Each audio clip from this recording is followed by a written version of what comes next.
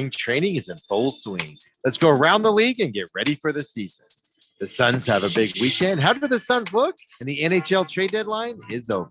The league is headed toward the playoffs. And how did ASU and Arizona look? And more. So join me, Stephen McCollum, on the main event, Monday through Friday, noon to 2 p.m. here on 1580, 99.3 FM, The Fanatic. The Renaissance Festival is back! Huzzah! Weekends now through April 2nd. It's awesome. I love it. It's great for the family. All our kids love it. That's why we come here.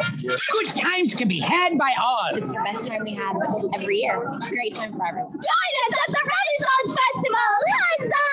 Come and have a turkey leg. The Renaissance Festival is back! Huzzah! Weekends now through April 2nd. Discount tickets available at Bashas' and Food City or Arizona.renfestinfo.com. Presented by Delta Airlines, Bashas', Food City, Pepsi, Budweiser, and Guinness. You come out here and you really have a good time. My kids love it. There's lots of shops to go to. Hair braiding, blue face painting. Oh, and I really like the meat sticks, the turkey. Whoa! Huzzah! There's so much going on. Make sure you come out early and stay all day.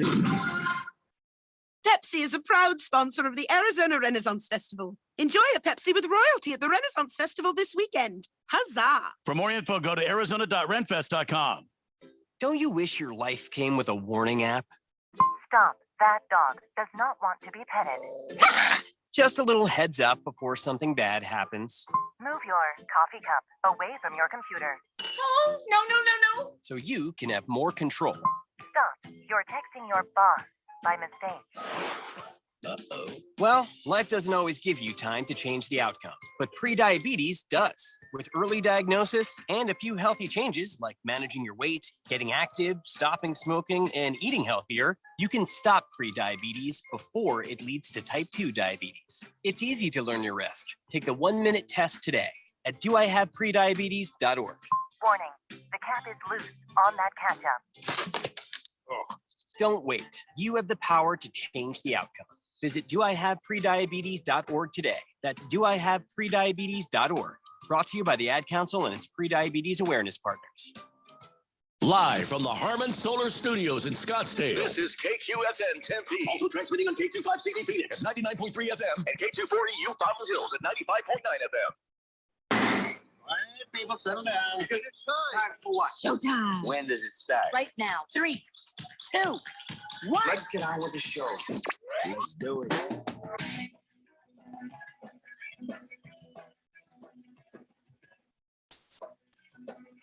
All right, everybody, it's Friday here on the Daily Blender. I'm your good friend, your radio pal, Jeffrey O'Brien, alongside Randy White.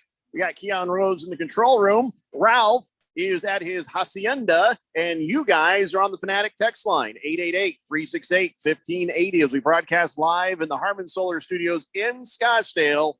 And it's like a wet dream come true for Keon right now, because we're going to start the show with some college basketball. That's right. Yeah, look at that face. The minute I said that, he just got all kind of weird and giddy. Yeah, just don't make eye contact with me while this is happening. I'm kind of freaked out right now. It's the only two things that make me that happy are college basketball and the idea that Dan Snyder's going away forever. And I'm happy about all of those things. I'll tell you what, whatever gets you through in your spank bank, it's not my business. But we will talk about Dan Snyder's issues later on in the program. Right now, I want to talk about ASU's issues. We talked about this yesterday. They're on the verge of getting into the big tournament. And then UCLA whooped them pretty damn good, 79-61. I think that counts as a blowout, doesn't it? Is this the sort of thing that just sent the Sun Devils home? They're not done, but it hurts their case tremendously. They're going to have to do a whole lot of work in the They Pac-12 led most tournament. of the first half. Does that help at all, or is it just the final score is enough for you? Just like, okay, Yeah, no, I mean the final score is really what they're going to look at. No moral victories. All right. You know, I mean, if you lose by 2 or 3 to the number 4 ranked team in the country, that helps you a lot. If you get blown out, well, then everybody saw that coming. That's not going to help you make your case as to why you should be in, as opposed to some other teams on the points. You know, it just 18's a lot. 18's a bit. Not when you're 52. 18 is still kind of criminal. You know what I'm saying? So I don't know. It's not that much. Maybe that was a bad comparison. Either way, you're saying this is probably the end for the Sun Devils. I mean, it's most likely the end there. I mean, they Well, had Joe Lunardi's got him as the first four out. One of the first four out. Which makes them still a bubble team. If any of those teams that are a first team in, screw around and lose early in the conference tournament, then you still have a chance in that regard. But there was a control your own destiny thing going on with this game that they've now lost. Well, I mean, ASU has got to perform well in the conference tournament. There, no ifs, ands, or buts. They have to perform well in the conference tournament or they're out. They've beat some. They've been beat by some. I feel like your 1, 2, 3, and 4 are going to be your 1, 2, 3, and 4. I don't think that ASU is going to surprise too many teams at this point in the tournament. As long as they, again, no moral victories, but as long as they go in there and don't embarrass themselves, I guess it'll be the end of a good season. But it's not a great season, not a tournament season, but a season. It just I don't know what to tell you. I mean, the fact that we beat Arizona the other week, that's enough. I'm happy. I'm a happy man with that. That helps. And it helps their case too. Still. But you got to win a couple of games in this tournament. You don't have to win the whole damn thing because you're a bubble team in the tournament, but you've got to go out there and win at least a couple of games. If you do lose in that second game, it better be friggin' close. You don't have any more margin for error here. Can USC just be done? Can we just get rid of them? Well, I think USC is going to knock Arizona State out tomorrow. So they're playing tomorrow. They'll finish them off. That's the end of them after tomorrow. But if ASU wins, it won't happen. They're not going to win.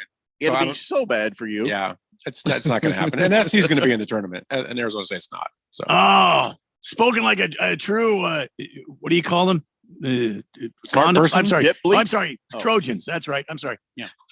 All right. So about USC, Keon, what are they ranked? Oh, that's right. They're not either. Okay. So no. They did get votes though. They were in RV, so they received votes. So what are USC's actual chances? Because if I'm looking at things, and you know that I am, ASU is 20-10, USC is 21-9. ASU is 11-8 in conference. Trojans are 13-6 in conference. There's not a whole lot of differences here that I'm seeing between these two teams, to be honest. Nope. Which means they can't both get in. Right. Although their chances are about the same, to be honest. Yeah. I think USC is probably pretty well favored for this game, but I wouldn't get too confident there, Ralph. I'm very confident. Just so you know, they're going to beat them. And just so you know, yeah. If I had we hadn't noticed confidence, there would be a bet. But you've also were confident that the Seahawks would have a 3-win season, and then they turn around and did better. So you're really not good at things. So I can't. We can't even have any kind of a bet with you because you can't take it seriously. Okay. CK says, "Good afternoon, fellas. Happy Fajita Friday." Randy, beer me. And I'm not ever saying that word that they say in the stupid Renaissance Festival commercials. So don't type it. I won't read it. He also, see, I'm never going to even, because that's what happens when that happens. I'm not doing that no more. I hate that. Doing what? I'm sorry, what? He says, LA teams suck and Seahawks are trash. So suck it, Ralph. Huzzah! Right out the gates every time. Right out the gate. Yeah, that's good. So ASU did not help their chances with this UCLA. No, so no. I guess we'll just. It's too bad it wasn't like a 5-point or 2-point game, but yeah. They just didn't have the firepower to overcome that UCLA defense. Do you call it a bad season, Keon, or you call it a mediocre season? You call it a good season? It's a mediocre season if you don't make the tournament. Just because of how well they started. They were on a historic pace for their program. Mm-hmm. They were, and for that to be able to end in the result of, well, you're not sure if you're going to get in. That's already not great. But if what happened? What happened? I've been gone for a few weeks. What the hell happened? I mean, what the hell happened is they started losing games left and right. And at first it was to teams that you could forgive them for losing to. And then they just started losing to just anybody. They weren't playing really good defense. They were losing to teams that GCU beat soundly. Damn near. It's just, and of course, some of the teams in the Pac-12 that are good teams, but not great teams. Those teams are beatable teams. You have to win those games if you want to be in. We're talking about 23 victories makes it a pretty solid case in a conference like this. that you can get in, but they just drop those games. Sometimes they seemed mentally checked out of games. Sometimes the defense just wasn't there, which is driving Bobby Hurley up a damn wall. I don't know if he can motivate those guys to do it anymore, because sometimes defense is just effort. If you don't go out there and defend, there's not anything the coach can do. Like, just play defense like you've got some pride. Yeah. They didn't do that. So here we are.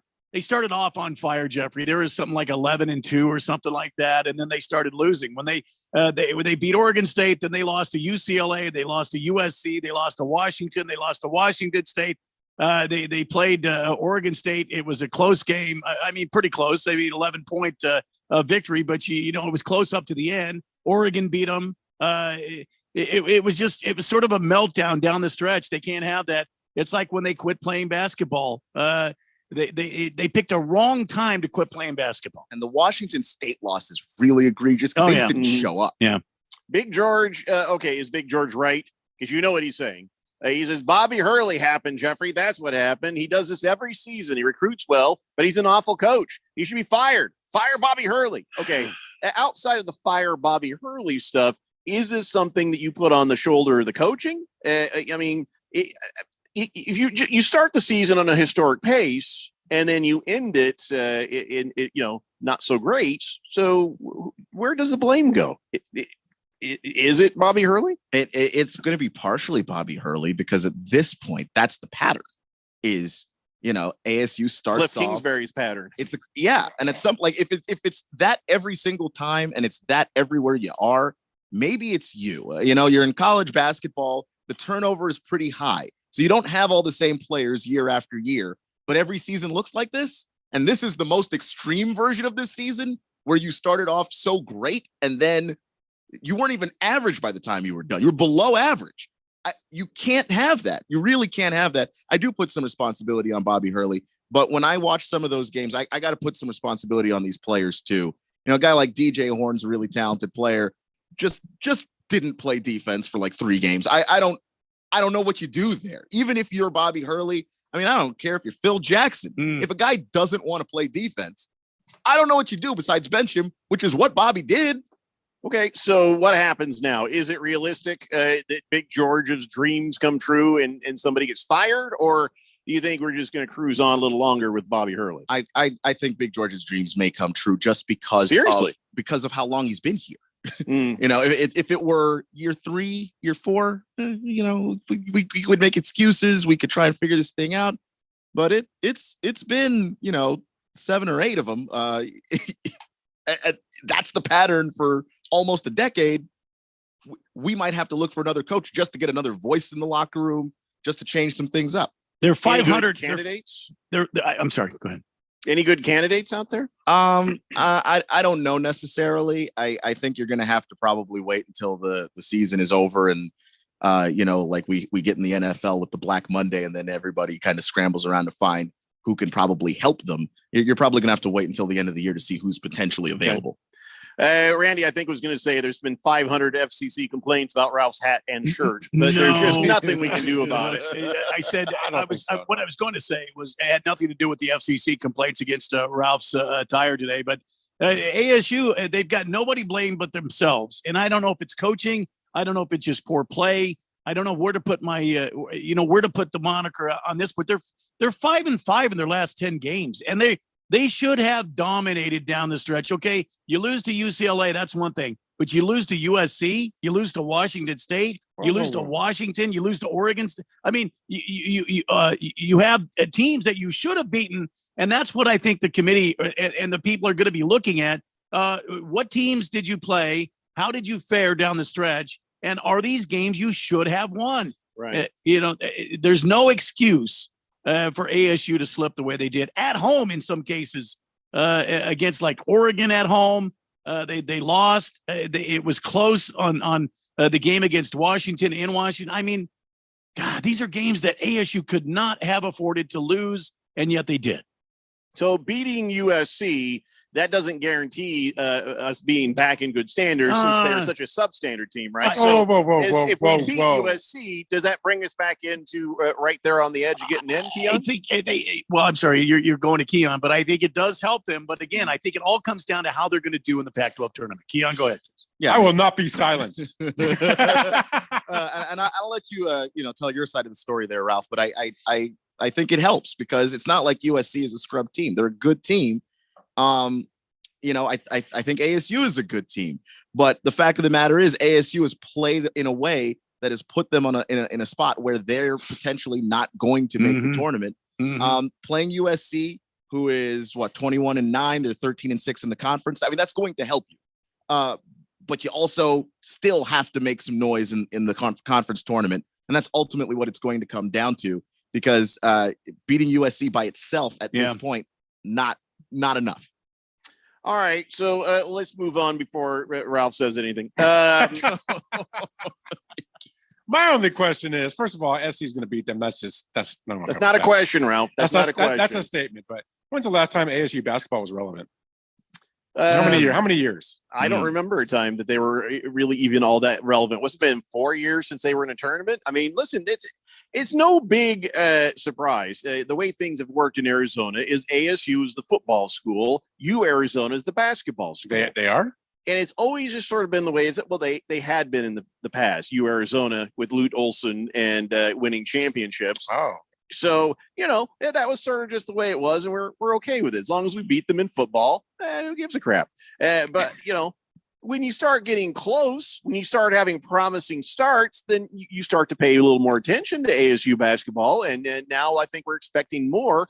And hopefully the fact that, we got some decent players here, in showing it's like, hey, the talent is there. We just need somebody who can coach them the rest of the way. And maybe that'll be something that somebody wants to move here and, take over. Maybe don't play your first 10 games against high school teams. And, but mind your own damn business. But that's the thing, is that's not what happened. I mean, they played, against a then ranked Michigan team, won that game. They played a good Creighton squad and they won that game. They went out and played San Francisco is playing in the West Coast Conference, but they're going to make the tournament probably. They didn't play nobody, and they started 15-3, and then immediately lost 4 out of their next 5 games. Curious ASU fan says ASU will be one and done in conference tourney and the NIT. Okay. Listen, I get it. I'm seeing the same stuff you're seeing, but you know me, I'm always going to look for some little glimmer of hope when it comes to stuff. But all right, let's move on to some other things. Since USC is not worth talking about, we'll just talk about other things. I guess, Antoine Davis for Detroit Mercy, he got so close to Pete Maravich's record, 3 points. 3 points, and he just did not get there. And so I was wondering about this. I really don't get too worked up over college basketball and records. And I always hear somebody say, well, there's a record that'll never be broken. I'm like, well, don't ever say that, because that record got set. Somebody could come along and break it. And, Antoine Davis nearly did. How does that make you guys feel? If you like loved seeing Pistol Pete Maravich's record just sitting there, and are you glad it didn't get broken? Are you feeling like it's just good for the sport that it gets broken? Didn't do much for the team he was on, but I want to get your guys' thoughts on whether or not it's a good thing or a bad thing that Pistol Pete's record still barely stands today. I think it's I think it's a good thing because of who Pistol Pete Maravich is, what he means to the game.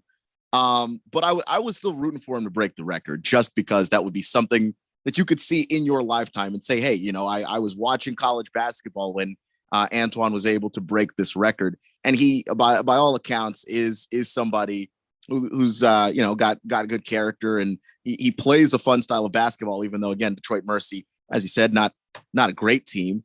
But, he was going out there doing the best that he could. I think that's what college athletics is all about. I was rooting for him to break it, but I don't mind. I don't see it as a bad thing per se that the record is still here. All right. What did the old heads say on the show? Well, I think if you look at these, I think Antoine Davis had something like 144 games, and Pete Maravich had 78 games. So I don't know that it's in the same neighborhood. Can I say that? The same neighborhood? It took Pete Maravich a shorter amount of time to amass this scoring record. And I think if you're going to break the record, it should be in similar fashion, shouldn't it? I mean, I agree.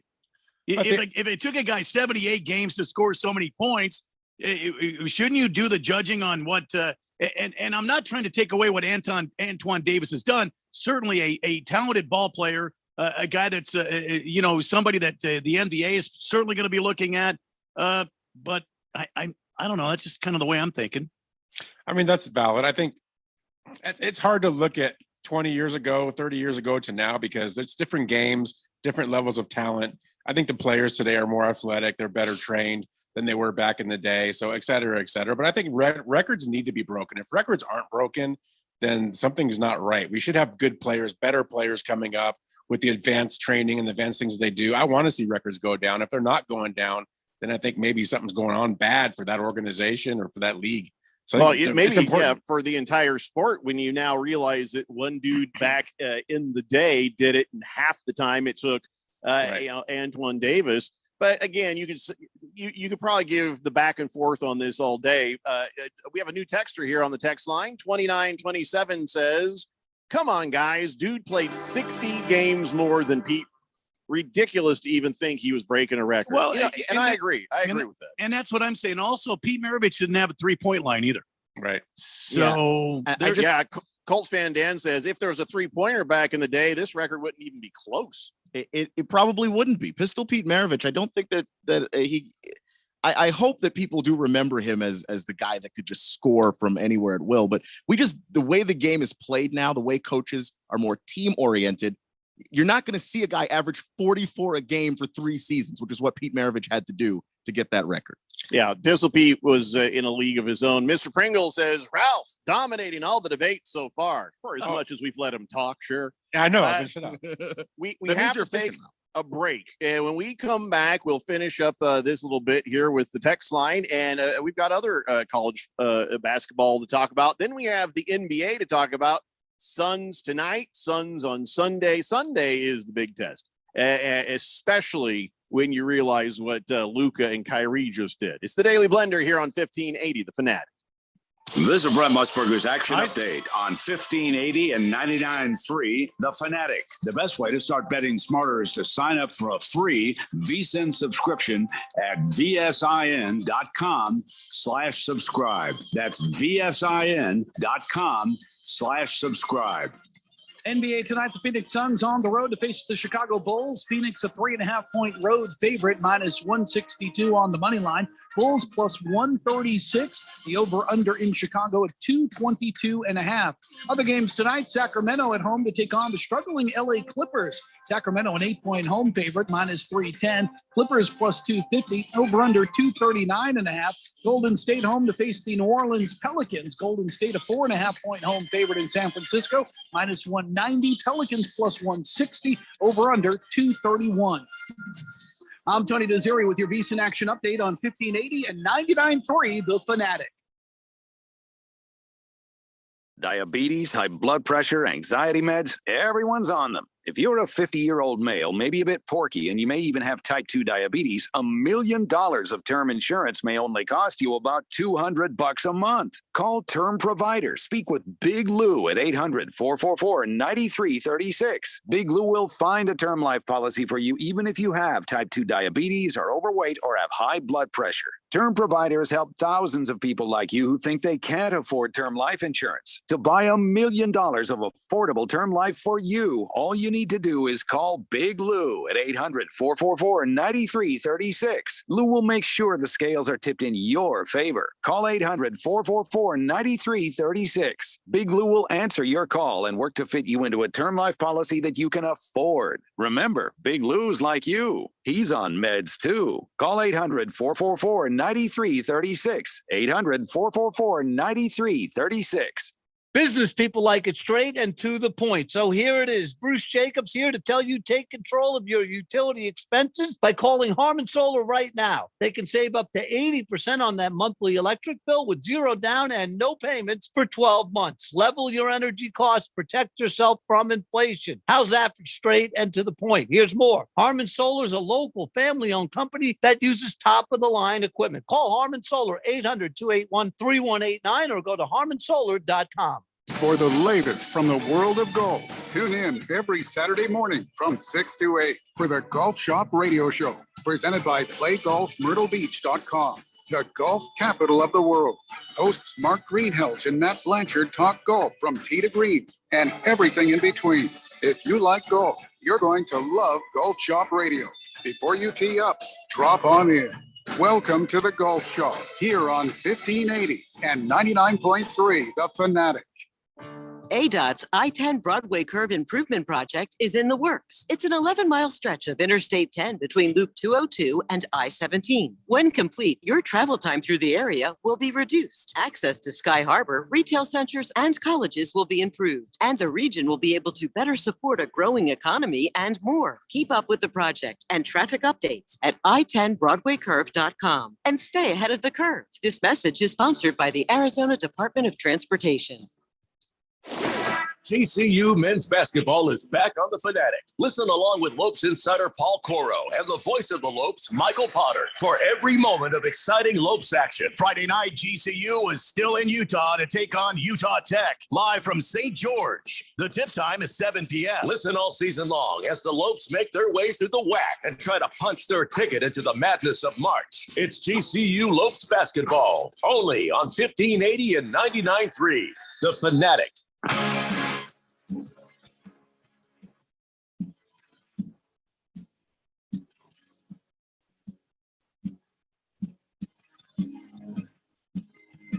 Daily Blender here on 1580 The Fanatic. Tonight, 6:45 p.m., GCU takes on Utah Tech.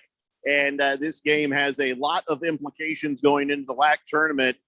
Potter sent me a text because I asked him, I said, so what's the story on your rankings and stuff? And he says, well, the brackets will come out tomorrow. He says, if we lose tonight and Stephen F. Austin wins, we'll drop to 6th place. If we lose and Stephen F. Austin loses, we stay at 5th. Only way to move into a bye is if we win and either Seattle or Southern Utah loses, and that would put them up into 4th and give them the bye in the tournament. Guys, 4 teams get a bye in that. So tonight's game, very important for the Mighty Lopes. So be sure and tune in, and we'll see what happens. And I want the Lopes to do the best they can. Yeah. So whatever happens next, just win, and good luck to the Lopes. Just go out and take care of business, man. But if they happen to be, I don't know, a 5th or they might play on next Tuesday at a time where it might preempt the Daily Blender. I see your calculations now, Jeffco. Let happen what happens. I will not wish for it one way or the other. All right. I don't mind. Just we're going to March Madness already, where the Blender is going to get preempted all over the place. Listen, I mean, if we have to sacrifice a few hours of Daily Blender goodness for the NCAA basketball, I mean, we're the big guys here. We can certainly give way to the more important. We've got the bigger shoulders. That's what I'm trying to say. We are very gracious if we are nothing else. Yeah. Listen, we don't mind laying off. So you all in the fourth dimension can partake of the NCAA nougaty goodness. We give. That is what we do. We do. Give and we give. Oh, yeah. And we will give some more. In fact, even during the break there before the show started, Randy was giving Ralph some input on how he can get some meat in his mouth. There's some place that's up north. When it comes to me helping Ralph get some meat in his mouth, I'm all in. That's that's a good friend right there. Not everybody's going to give you the secret of where they go to get meat in their mouth. And not everybody's going to share their meat with you. I mean, listen, come on.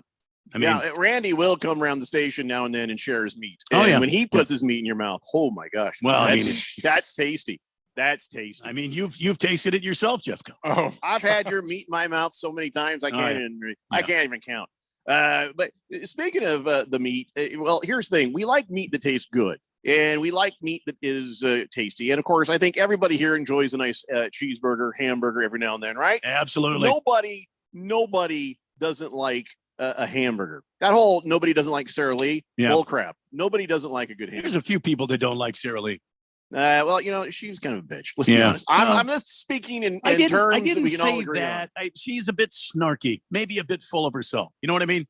But let's get back to this, because as we go into the weekend, you may be like, hey, you know what I wanted? I want a burger. And the wife might be like, maybe you should just do something healthy. Well, I found some information that might help you win that conversation. So if you're looking for a good fast food cheeseburger and you have to say, whoa, this is actually the healthiest one. Well, I guess there's a new study out that some nutrition. Yes, sorry. Excuse me. I had some M&Ms there. Pardon me. Gambling.com. Yeah. I wasn't aware that gambling.com would have nutritionists. Well, yeah. But Yeah, they they do. rank the healthiest fast food cheeseburgers based on stuff like calories, fat, sugar, sodium per ounce. And in the end, Whataburger with cheese, number one, is the number one healthiest cheeseburger No in kidding. the land. Wow. Whataburger. Yeah. Yeah. Right. And then right after that, it's In-N-Out Burger, which is number good. 2. Yeah. Yeah. So, after that, Rallies or Checkers, depending on where you live, that's in third place. Culver's, Yeah. Del Taco. Del Taco makes a nice hamburger. Yeah. For the ones who make it, Dairy Queen. When I was a little kid, I used to love getting a triple burger at Dairy Queen. Oh, yeah. And They're the pretty good. lady behind the counter would always look over. I was like 7. She'd be like, "Are you sure you want a triple burger?" My grandfather would say, "Give him what he wants." And that's some good memories, right? I didn't realize it was healthy. So By there you burger go. standards. Just Whataburger, In-N-Out. You can say it's healthy. Now I know You're why welcome. you look so good all the time. Can't help it. I Yeah. like me some In-N-Out, like me There some you go. Whataburger. Oh, yeah. So, anyway, Can't beat Burger an King- In-N-Out double. Can't beat that. Burger King, which I like, was the unhealthiest so far. Oh, no kidding. That But makes they're sense. flame broiled. Yeah, I ain't gonna stop eating them. They're flame broiled. Yeah, they're Yeah. flame broiled. Well, They are, that fixes everything. Yeah. Well, Everything else they put on it might overtake that little. I mean, tidbit, just go but to In-N-Out and get a 4x4, right? Why yes. not? Why not? Listen, I'll be honest. You eating the hamburgers at the In-N-Out, you always wish, I wish that was just a little bit bigger. I do. I honestly do. I'll have the double whatever meat thing. Double. And then I'm like, well, I guess I'm going to eat all these damn fries. But if you gave me a bigger In-N-Out burger, I might not eat all the damn Well, fries. Then you need to go triple. No, 4x4. You They have can a go triple, 4x4. They have a triple. They have a 4x4. Yeah, you just have to ask. And then you get animal fries instead of regular fries. Oh, animal fries. That's got that yummy chili. It's got the cheese and the the $1,000 cheese and that. dressing. Oh my I'm God! not getting animal fries if I get the triple or Why not? quadruple. It's all You healthy. get- Don't worry about You it. get the double. You get the it's animal true. fries. No one Oh, said yeah. the animal fries were healthy. Oh, it's only all problem- healthy, Keon. The only problem with okay. the animal fries got the raw onions on. I'm easily convinced. Got to ask them. Animal style minus No onions. raw onions. Oh, no, they're good. They're grilled onions. I don't care. No, thank you. No, thank you on the onions there. But I Healthiest will try. burgers. I'm going to ask my wife to see if she'll get me when I'm. I got to work my way up. I think next time I'll say triple. Next time I'm going to say get me the what was it you called it? The 4x4.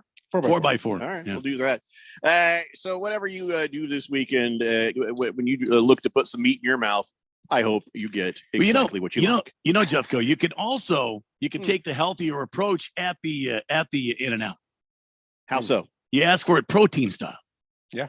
No I like the bread. buns. No. Well, I'm just I gotta saying. have the buns. You can go protein style, and they'll put your meat right between a couple of pieces of lettuce. No, right there. I'd rather And have my who meat doesn't like between their some meat buns. inside of some lettuce? You know what I'm saying?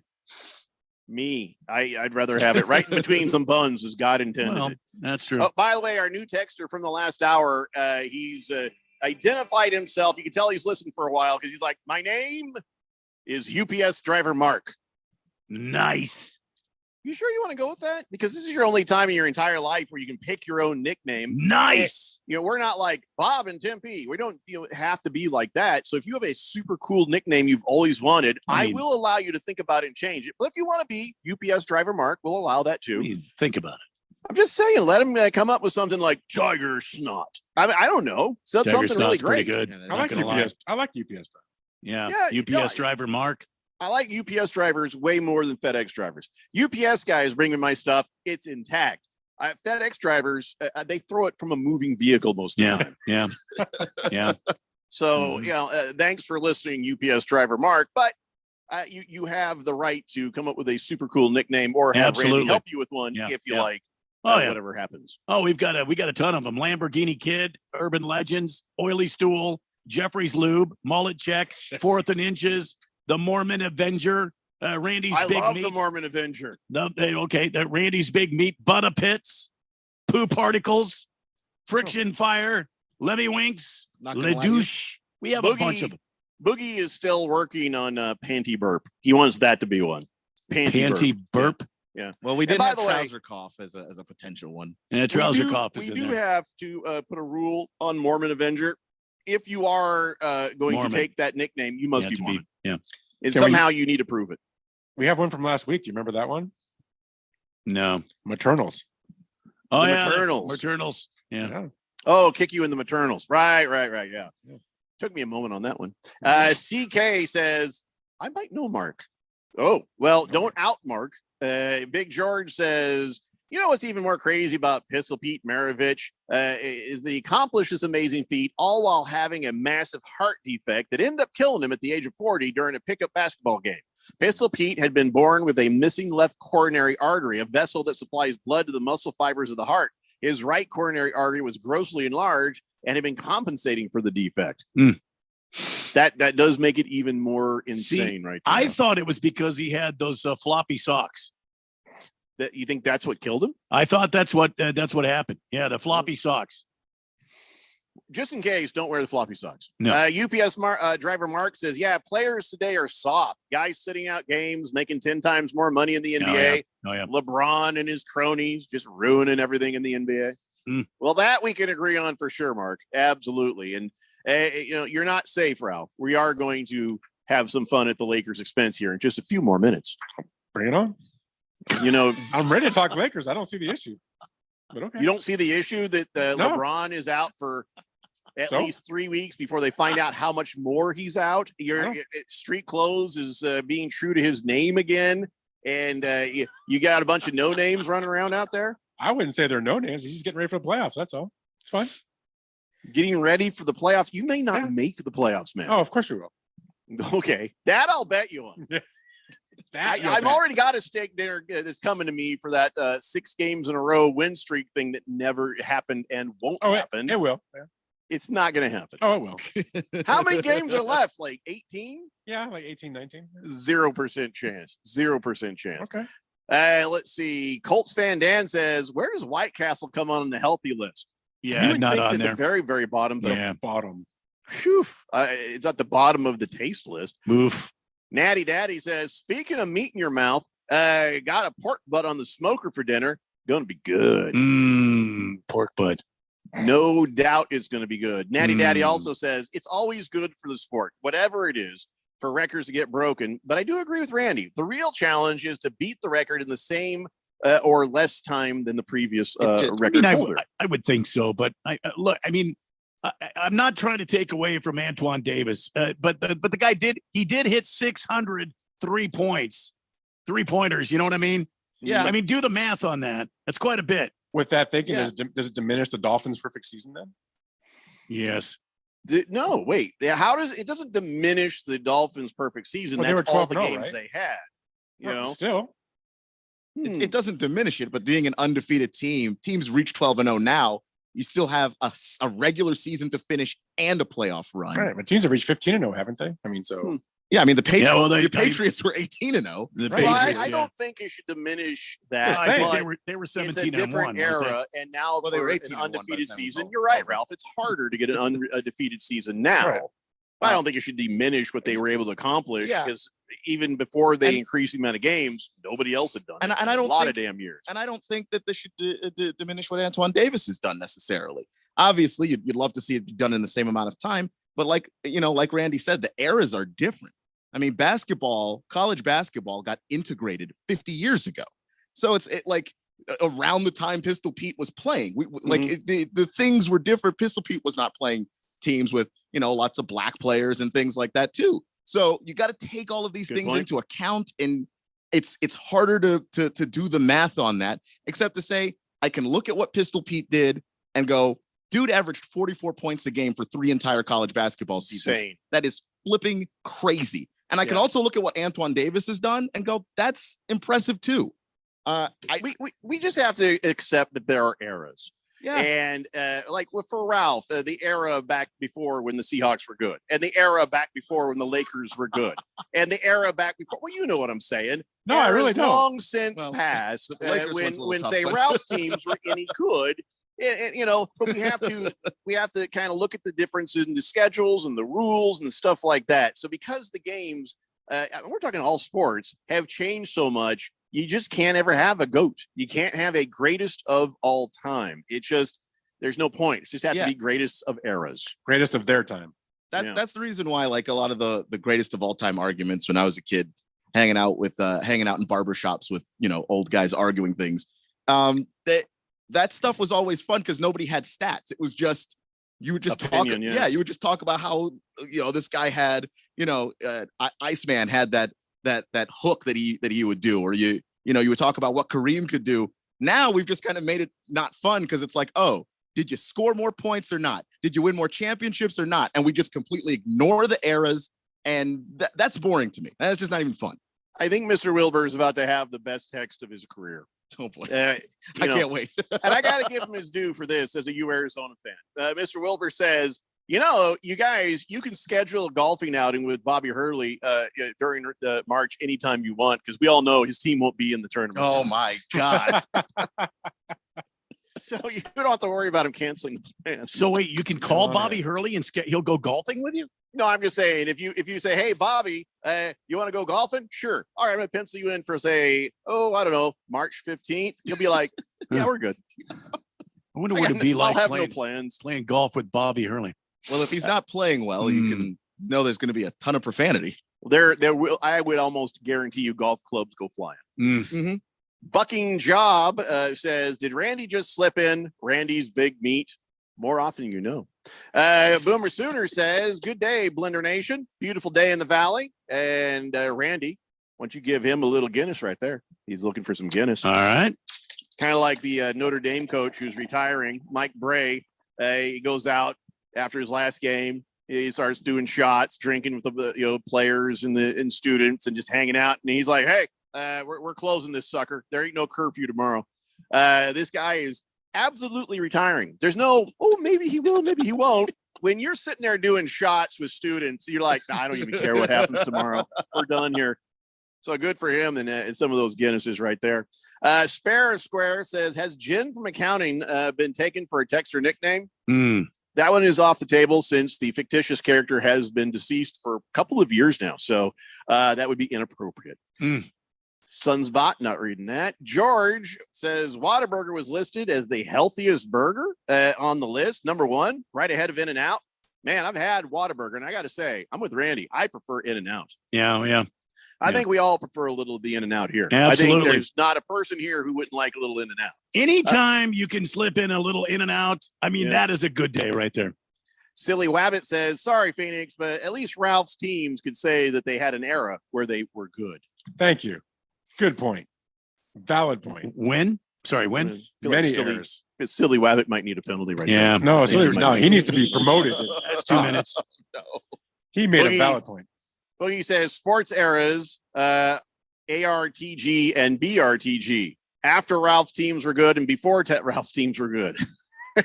Well, then you'd never have anything else. DC, AC, LGBTQ, whatever Ralph's got going there. I'm not going to tell him what to do with his life. We got to take a break. When we come back, let's talk about some Phoenix Suns and some Los Angeles Lakers.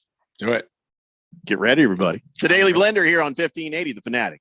Finding great candidates to hire can be like, trying to find a needle in a haystack, but not with ZipRecruiter. Its powerful technology actively finds and invites qualified candidates to apply to your job. So while other companies might deliver a lot of hay, ZipRecruiter finds you the needle in the haystack. See why 4 out of 5 employers who post a job on ZipRecruiter get a quality candidate within the first day. Try ZipRecruiter for free at ZipRecruiter.com/free. That's ZipRecruiter.com/free.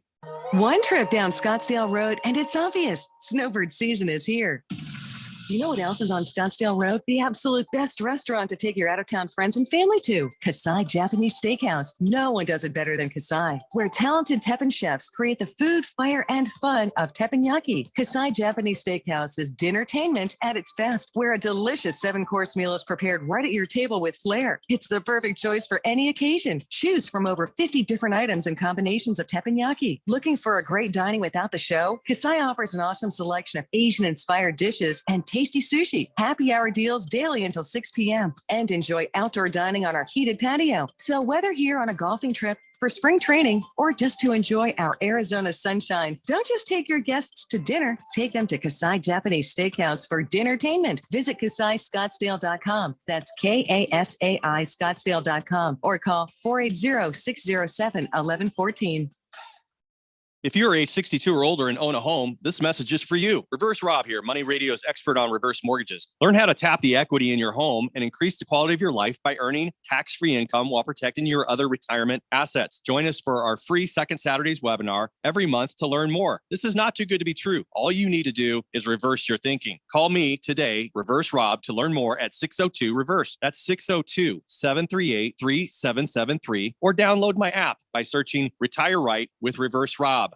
Remember when you could go to the doctor and actually leave feeling better? Hi, this is Dr. Stephen Katz. The problem with our healthcare system is the focus on the system and not on your healthcare. At the Naturopathic Physicians Group in Scottsdale, our doctors are experts in full spectrum healthcare using a natural approach. Patients come in for a variety of issues, including joint pain, chronic conditions, and issues specific to men and women's health. We help people find relief when other doctors have failed. Our naturopathic doctors can restore your pain-free life using cutting-edge regenerative treatments. We can also help restore balance to your immune, digestive, and hormonal systems. Addressing your cause can also improve both mental and emotional stability. If traditional medicines aren't working for you, don't you think it's time to start feeling like yourself again? Call us. We're the Naturopathic Physicians Group in Scottsdale, Arizona at 480-451-6161. That's 480-451-6161, or go to naturopathicgroup.com. I'm here to tell you about a technological shocker. Believe it or not, you can listen to us on your smart speaker. That's shocking. Wow. What a world we live in. All you have to do is say, listen to 1580 The Fanatic.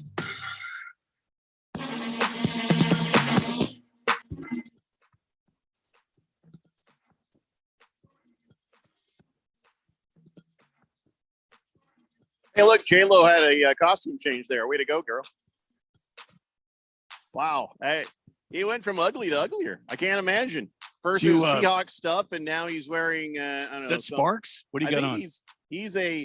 I think he's the Gorton's fisherman right now. All I can see is yellow and like a windbreaker or something.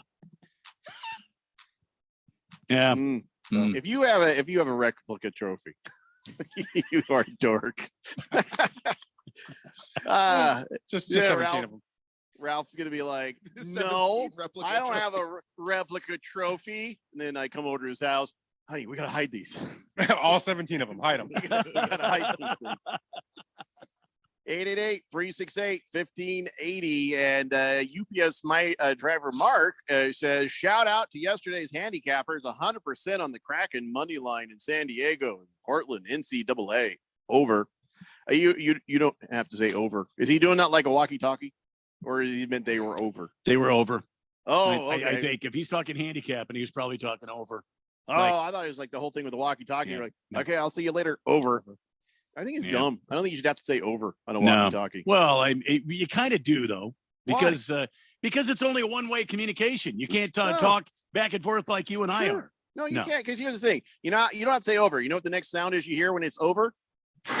That's the noise. So you just take your hand off the thing, and now you know the other person can talk. Not always. It doesn't always happen.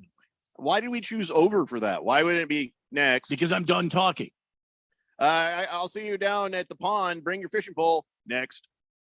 See, isn't that better than over? Because over feels like, oh, it's over. See, next, I'm thinking somebody else is going to jump on and say something. Well, that should be you. No. Now I'm starting to see why this got complicated. Yeah, see, over means you're done talking, and now you could talk. You see what I mean? I just said, okay, and don't forget to bring some beer. Done. No. It also seems like because you done, next. You use those probably more commonly than you use over. If you say over, I'm done talking now. How about I just do this? Okay, and don't forget to bring some bait. I make the noise with my mouth before I hang. No, because now you think your radio is got some sort of issue. It just God, I'm glad we don't over. use walkie-talkies anymore. That's what I mean. You gotta say over. Did anybody ever use the Morse code button on the walkie-talkies? Like really? I used to all the time. I You used just to held all it the down time. to annoy people. Well, see, Yeah. my dad had one of my walkie-talkies in his room because he kept taking them away. And so he had one in there. So I learned Morse code for all the cuss words. My dad didn't know Morse code. So I was always, when I was angry, I was, yeah. And So- it had the little alphabet thing on mine yeah. when I was a kid. So you didn't have to memorize it. You No, just no, go, no. Yeah. F, U, and then just, yeah. Yeah. Too much time. I'll just say it. I don't care. Well, because if I said it, I would have been slapped in the Well, next yeah. week. So I Morse code. Yeah. UPS Trevor Mark says over, meant over, under, over, out. Thank you. Thank you, See? Mark. Clear. No, clear is what you yell when you're pretending to shock somebody's chest. I remember this kid came over that's to right. play, and Yeah. we were playing Chips Patrol, and it was his turn to pretend to be in an accident. And I went over there, and I started to clear, and he's like, "Ow, you're hurting me." And then I guess I was being a little too hard on the chest compressions. Yeah. Like, Well, you know just don't what? need- He needs to and guess guess what his toughen up. name was? His name was Stefan. I'm not even kidding. That's a true damn story. Stefan couldn't play because one time we were playing Chips Patrol and my chest compressions were. Ow! He needs to cracking his toughen up. ribs. Yeah, he's cracking his ribs. Right. Yeah, he Because needs that's to what toughen happens up. when you do chest compressions. It's We all had to be the injured guy, Toughen up, Stefan. Well, I mean, Toughen up. I never did. But Colts fan Dan says, "You obviously weren't in the military, Jeffco. Gee whiz, what was your first guess?" I mean, listen, the long history of military service in my family, minus me. My grandfather, my father, my son, uncles, and everybody. Not so much because listen, you hear what this is on the radio. How long is that going to last in boot camp? You think? Yeah, 2 seconds. not very. I watched enough movie to know I don't need to work in that corporation. I'm done. Boogie says nobody can take the name Jen from accounting as a text or nickname, and she's not dead, Jeffrey. Okay, Boogie, she's also not real. Mr. Wilbur says I think we need to organize a remote, and the theme will be BYOB. Bring your own beef. Then we'll just have a bunch of grills lined up and a bunch of. Listen, we've talked about this Yeah. before, Wilbur. Yeah. We have, Mhm. and I don't know why we haven't done it. Should we? COVID is long over. Should we just figure it out and do it? Why not? Why not? Because wherever we do it, somebody's going to start talking to us about insurance. You know what I mean? We got to find a place. Hey, remember the Monk Grill? What was that place where you just bring your own beef? But there's a couple of locations. The What was that Monkey called? Grill. What? No, not Monkey. The Monks. Somebody help me out. I know you know what I'm talking about. They had like volleyball pit and they had all kinds of grills. You bring your own meat and you go over there and you grill your own food there. I don't remember that at all. The monastery. I think it was called the monastery. Somebody look that up and tell me. I it's don't still want to go open. to the monastery. Okay. First of all, they won't allow any alcohol whatsoever. There's And, tons of alcohol. There's a full bar. It's a damn monastery. Okay. It's They're just not going to called allow that, it. Randy. What? It's just called that. It's just called that. They have grills. They have booze. Why would they do that and call it a monastery? I don't It's know. the Monastery Bar and Grill. But they also have What? those bar stools where when you sit in it, it makes it look like you're wearing a bikini thong. You know, those kind of bar stools and stuff. Huh. So I don't think it's real. That's at a monks in that place. monastery? It's not. It's just called the monastery. It's the Is it most still open, terrible Keon? joke I've ever seen in my life. It's just called that. Looks Yeah, like it. It's in Mesa. All right. Yeah. Maybe if we're going to do that, we go there. I'm just It's saying. in Mesa? I think there's two locations. Mm. One's in Mesa. I don't know. CK says, Ralph, I know you're silenced, with Randy's meat and all. How about you relax and mix a nice, refreshing drink for yourself? I already started that. Yeah, he figured out how this show was going to go early on. I've got an IV hooked up right now. The flasks are going full speed. Mm. Natty Daddy says, I was going to compare walkie-talkies to cell phones, and then I remembered how walkie-talkies work, and it's different. Now I'm just sitting here in shame because me thinking that there was a similarity. That being said, did anyone have the Nokia walkie-talkie cell phone thing? Yeah, I did. Oh, I remember those. Always hated wanted those one of things. those. Thought it'd be fun. Yeah. How about a CB? You ever have a CB? Oh, yeah. Yeah. I've gotten people mad on them. Yeah, I used to have a CB. I did Whole the same different thing. language, man. Whole different language. You get those guys on there and they're talking about something. You're always like breaking in and you're saying stuff and you get them all mad. Like they're Well, going to find you. Nothing is going to make truckers more angry than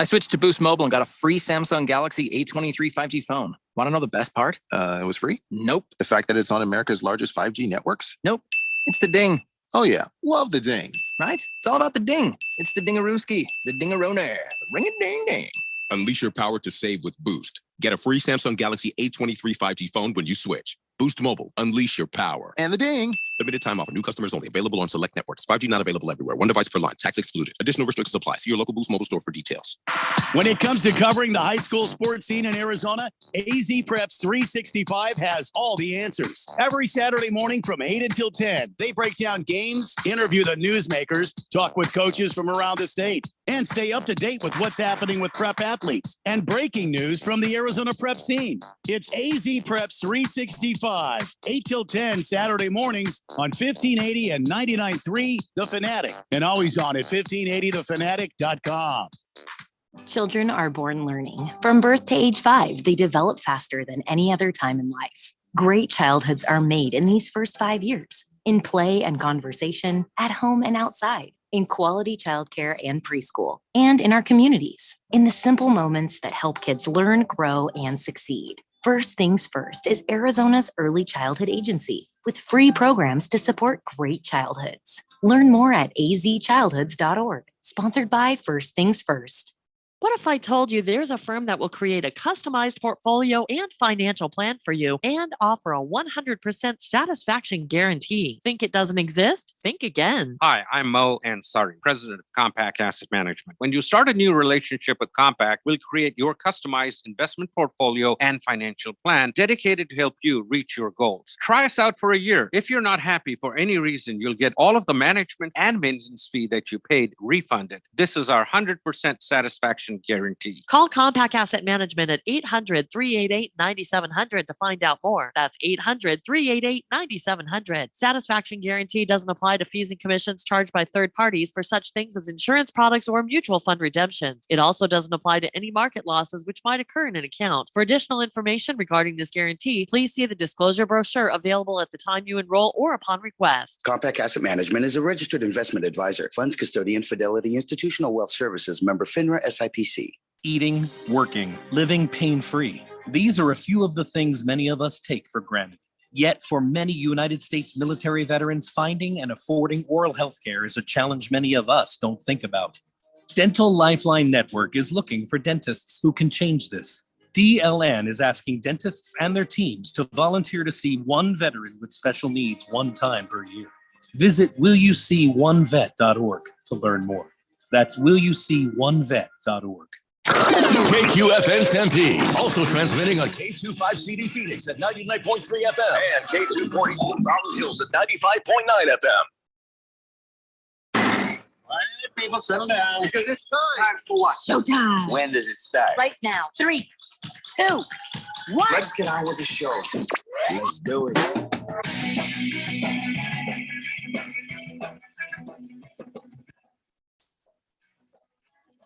All right, everybody, it's 4 o'clock here on the Daily Blender. I'm your good friend, your radio pal, Jeffrey O'Brien, alongside Randy White. Got Keon Rose in the control room. We have Laker Luke sitting there in his house. I don't know what he's going to change into next. We've talked about his ugly Seahawks outfit. Now he's got his ugly Lakers outfit on. Well, what's it going to be next? Rams? Is it going to be 49ers? Could be Rams. Could be SC. Could be the Kings. The Kings? Wait a minute. What? The LA Kings. LA Kings. The hockey. Oh, Say what you the will. Kings. Okay. I thought he was Say stuck. what you will about Ralph, but at least you could say he's loyal. You guys are on the text line, 888-368-1580, as we broadcast live in the Harmon Solar Studios in Scottsdale. We were just talking about the Phoenix Suns, and I see Ralph rolling his eyes, making the faces. You got nothing to say, man. We watched the Lakers run off and get Russell Westbrook and Anthony Davis and all this. And, oh, my God, here they come. And, you were crowing like it was going to be great. And then it wasn't. And, by the way, Russell Westbrook, did you see what the Warriors did to him the other day? That was just dirty. Oh, my God. Just absolutely embarrassing. Disrespectful. Well, here what happened is anytime that he would have the ball, they just left him open, like wide open. And Draymond Green would just go down there and kind of keep near the paint or, be in the paint. And And Westbrook didn't fall for it. He was still feeding the ball in, trying to be a team player. But man, he's just standing out there all by himself. Like, we know you can't. We know you can't. So that's why I stopped. Dirty. I stopped playing basketball because that's how I used to get defended. You and me both. Yeah. But Westbrook, I mean, how much are they paying him for that? Now it's just like, if I'm the coach, I was just like, don't do it. But man, he should do it. You know what I'm saying? We should not have brought him here if he can't wide open take some shots and hurt them for doing that to him. Yeah, and that is a problem because you don't have to shoot the ball at this high level. No one's asking you to be Steph Curry when you're open.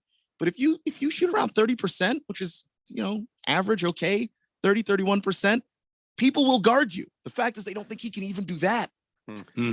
And they might have been right because he passed up every opportunity, it seemed. I thought they brought him in just to be a point guard, just to be a distributor of the basketball, not so much shooting, but a guy that could just distribute the basketball. But you do have to shoot at a respectable enough clip to where your guy can stay honest on you. What was happening was they dropped all 5 guys back into the post and into the corner 3 area. So somebody was getting doubled the whole time, and Russ was just open by himself. That is not helping the team. When I played badly in that church league, one of the things, I was great on defense, and I could take out the garbage underneath. But when I played, the coach would say, every now and then, whether you make it or you don't, you got to drop back and shoot a jump shot. Because then if you don't, that means somebody else is getting double covered. So Westbrook's hold the ball up there at the 3-point line, and now that means that Draymond is actually able to watch where he's going, maybe try to get a steal, but also put double coverage on one of the other players. So that made it even worse. So he really should have taken some shots, whether he made them or not. This is just a basketball IQ thing because it's, and I'm not saying he doesn't have it because I've seen him display that before, but he wasn't showing it in that game because they weren't just leaving him open up to the 3-point line. They were past the free throw line away from him. At that point, he's still a pretty quick basketball player. Find your spot in the mid range and at least make him pay there. If you don't feel comfortable shooting threes. Well, I guess he knew that if he were going to dribble up a couple of feet to do a mid-range, that Draymond would come out to meet him. So he's probably looking, he's like, okay, if he's going to do this to me, I'm going to try to feed the ball into a place that's going to make it happen. Perfect. But if he comes up to you, that's exactly what you want. You want him to stop disrespecting you so much that he's actually doubling somebody else. He probably was just stunned, like the rest of us, how disrespectful that was. He looked confused. I will admit that. 888-368-1580. Hook'em Hottie says, got my Mavs t-shirt on today because they finally won. Barely. Man, Suns can totally take down that team. So Hook'em Hottie, as a Mavs fan, is rolling over and playing submissive puppy to the Phoenix Suns. I don't think it's that easy, but I think that the Suns can totally take care of business here. But we haven't got a chance yet to hear from Ralph on this team. So I know you want to talk crap, but can you tell me that you see weaknesses other than maybe not the best bench, but what are the weaknesses or problems you have with the Phoenix Suns team? Besides their fans? Okay. Oh, brother. Honestly, I think it's too early to talk about it because he just played 1 game. Yeah. So let's give it 10 games and kind of see how they work together before we actually make comments on it. Obviously I think it makes them better, but I don't think they're going to win a championship because of it, but it does make them better. I'm not stupid. I'm not going to say it doesn't. Well, how does this not help them win a championship? You're already saying, they won't win a championship. It's definitely not going to be the Lakers. So where is the hate coming from here? It's not hate. I think there's some better teams in the East this year that'll probably win the title. I just don't. The Bucks. I think how much as I hate the Celtics, they look good. The Bucks look good. There's just some teams in the East that I think look better than the West. The West looks a little weak this year, in my opinion. We'll see. The Suns could be in the final. It doesn't mean they're going to win it, but I have to see some games. The Suns went to the finals against Giannis Antetokounmpo and lost. And yes, no bleep. And the reason they were just kind of, and I remember talking about it then, they're just kind of missing something. Well, I think that's something Draymond Green, Kevin Durant just showed up with.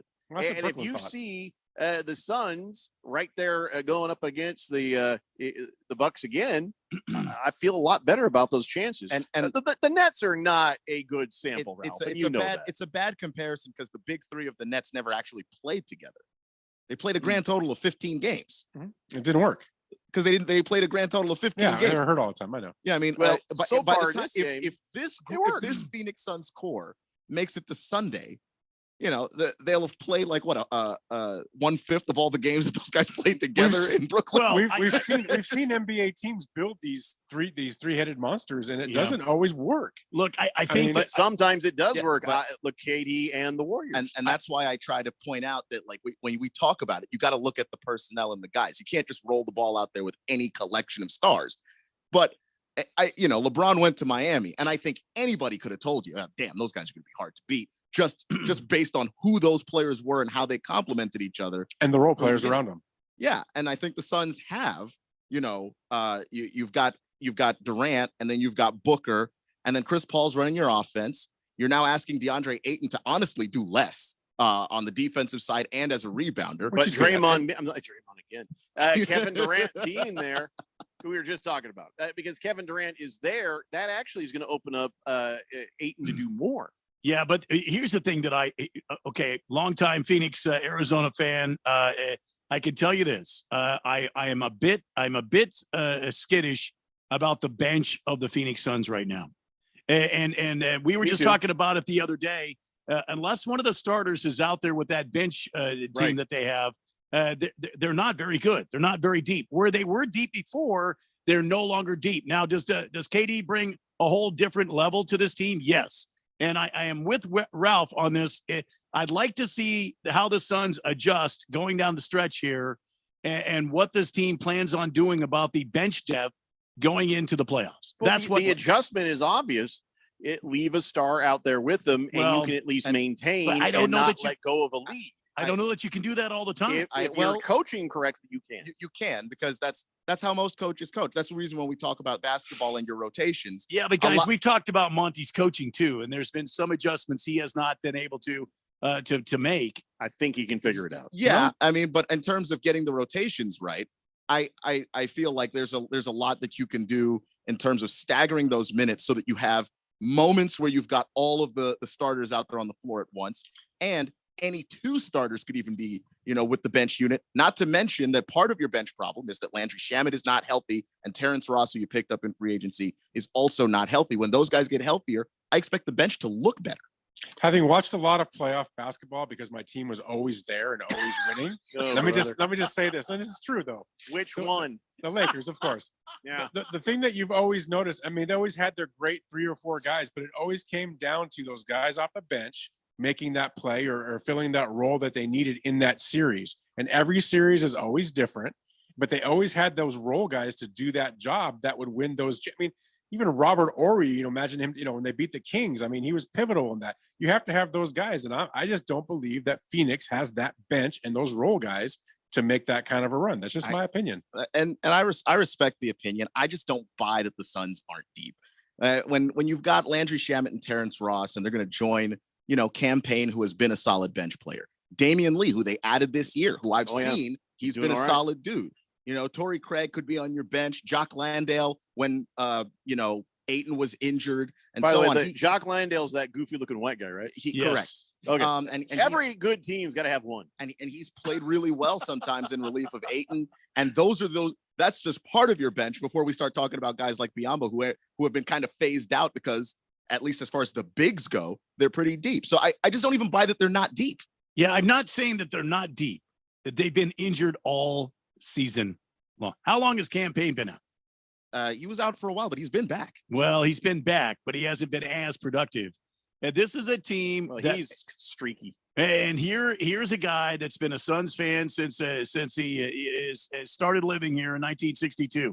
I'm telling you, the Phoenix Suns have don't just hand them the Larry O. They're going to have to go and get not it. doing Of that. course, I don't think anybody is saying that the Suns are now guaranteed a title because Kevin Durant has descended from on high, levitating above us. But I do think he makes them a contender. I think he does make them a much better team.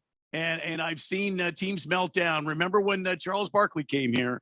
Everybody thought, oh my God, we're going to win. We didn't win. And so that wasn't Chuck's fault. Well, you know whose fault that was. Well, most certainly he was part of the issue. The bottom line is, I think KD makes us a much better team gives Danny us Ainge's fault. It gives us a dynamic we have not had before. I just am one of those cautious Arizona fans. Let's just wait and see how this plays out. Oh, I'm Danny Ainge. I'm a 3-point shooter. Oh, here comes a guy backing up to take a 3-point shot. Oh, I'm not even going to put my hands up. Oh, they win the championship because I just stood there staring at him. I'm Danny Ainge. Damn you, Danny Ainge! Don't even. What do you That's think put me in he's a bad mood right Why there. do you think he's always on the Atlantic coast? He never comes out here. He knows better. You stay out of my way, Danny Ainge. He knows Jeffrey O'Brien's looking for him. Yep. I got a 30-year memory of that. Good God, I'm old. Damn you, Danny Ainge! I have a question for Keon. So right now, in your mind, who's the favorite in the West? Your mom. Who's the favorite in the West? I think it's the Suns. You think the Suns are favorite in the West? Yeah. Who do you think is the favorite and overall? I mean, who's going to win this? Who'd be the favorite right now to win this? Right now, I'm leaning to Boston. I hate to say that. I am too. Brown and Tatum are playing basketball together. They finally gelled. It used to be Tatum and Brown taking turns, going back and forth. Now they've found a way to just work together. They're feeding off of each other. You add Marcus Smart, you add Time Lord. I mean, that team is ridiculous. Pinocchio is very happy with both of you guys. He says, wow. Ralph says the Celtics are going to win the championship. And it's painful as a Laker fan, but I believe that's the best team there. And says, don't suck it today, Ralph. And the Celtics going to a finals and losing. I think they're hungry too. Yeah. Like that's I'm leaning Celtics. Yeah, me too.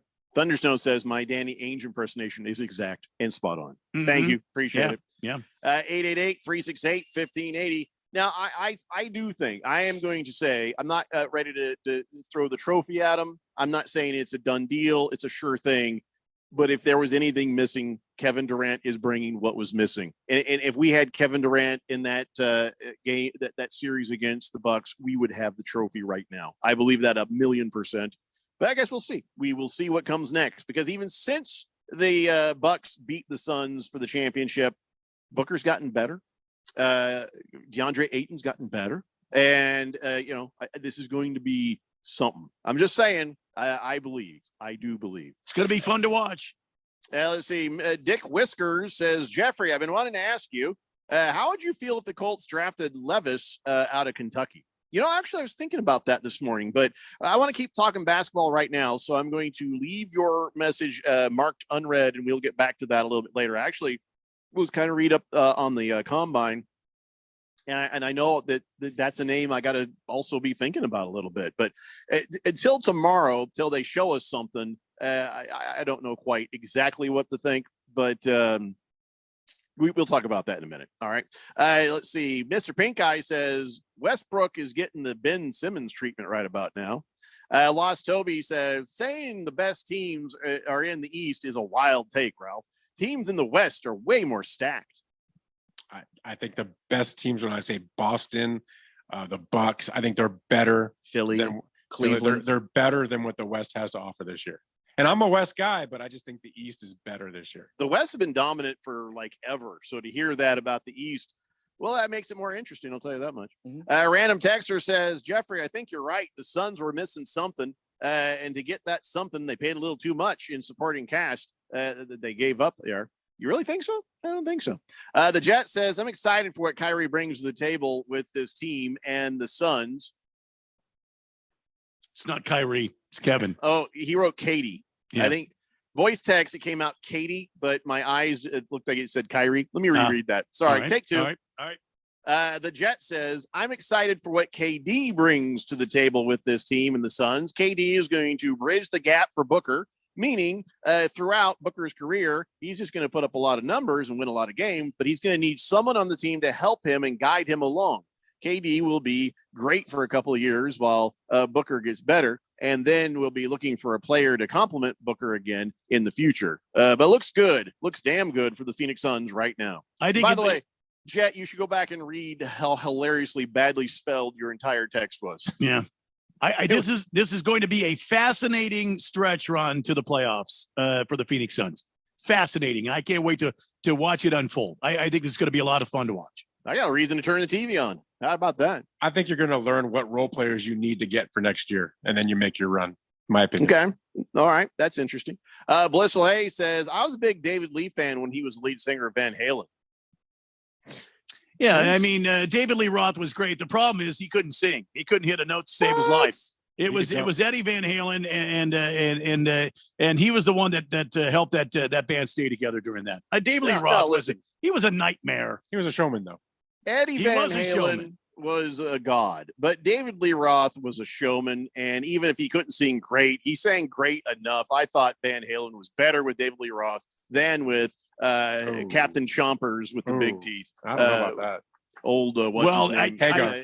Sammy Hagar. Fizzy hair Hagar. Yeah, the only reason Hagar got in the band was because he liked the synthesizer music, and David Lee Roth didn't want to have any of it. He was more of a purist. David Lee Roth was right. Ugh. So those Van Halen songs with the synthesizers, even Jump. I'm like, next. Just give me the old school Van Halen. Yeah, well, that's exactly what David Lee Roth felt. He like, give me a break. I don't want any of that crap in here. Might as well jump to the next song. Yeah. Big George. Big George says Alex Caruso's on the Bulls. I didn't realize the guy from CSI Miami plays in the NBA. That's a guy, Caruso. I can't remember his name. He's so irrelevant. But thanks for the call back on. David Caruso. David Caruso. Yeah, I don't watch enough CSI, but he was a sunglass guy. Oh, that's sunglasses, the guy. red hair. Yeah, okay, that's the guy. Yeah, crime-solving ginge with the glasses. That's what he was. I know him from all the memes about him taking his glasses off more than I actually know him and taking his glasses off. Yeah, that's all you need. You're good. Anyway, so all right, the Suns play the Bulls tonight, right after the show's over. So run off your TVs and watch that. And of course, we'll all be tuning in. And you serious? It's 11 a.m. on Sunday. 11 a.m. Sunday. Yeah, on ABC. It'll be the Mavericks, Phoenix Suns in action in Dallas. Should be a good show. All right. When we come back, I'm going to ask Ralph a few questions about the Lakers. And also, we were talking about the Bulls. Oh, man, there's some famous Bulls and some weird crap going on there. There's like some telenovela type stuff. It's the Daily Blender here on 1580, The Fanatic. If you have an IRA or 401k, please listen closely. My name is Jason Hansen. I'm a former CIA officer and New York Times bestselling author. Throughout my career, let's just say I've been in some hairy situations. And I believe right now, the biggest threat facing Americans is they need to protect their wealth, which is exactly what I'm doing for my wife and 6 kids. And I believe the ultimate safe haven is physical gold and silver. You can protect your hard-earned retirement assets with a tax-free loophole that allows you to convert your retirement into physical gold and silver. The folks I use are Advantage Gold, and believe me, I've investigated the heck out of all types of people. Advantage Gold is the nation's highest rated gold company. They have the best process, pricing, and service. If you want to get your free gold and silver investment kit, please contact Advantage Gold right now, and you'll see how easy it is to protect yourself with precious metals. Call 800-900-8000. That's 800-900-8000. 800-900-8000. Advantage Gold is not an investment advisor or a tax advisor. Consult with your financial advisor before investing. Call 800-900-8000. When you run a business, you need to be in control. And while you can't control everything that happens in the world of business, you can definitely take control of your utility expenses with the help of Harmon Solar. Give them a call and see how your company can save up to 80% on that monthly electric bill with zero down and no payments for 12 months. Harmon Solar is a local family-owned company that uses top-of-the-line equipment. Call Harmon Solar, 800-281-3189. That's 800-281-3189. Or go to harmonsolar.com. If you're age 62 or older and own a home, this message is for you. Reverse Rob here, Money Radio's expert on reverse mortgages. Learn how to tap the equity in your home and increase the quality of your life by earning tax-free income while protecting your other retirement assets. Join us for our free Second Saturdays webinar every month to learn more. This is not too good to be true. All you need to do is reverse your thinking. Call me today, Reverse Rob, to learn more at 602-REVERSE. That's 602-738-3773, or download my app by searching Retire Right with Reverse Rob.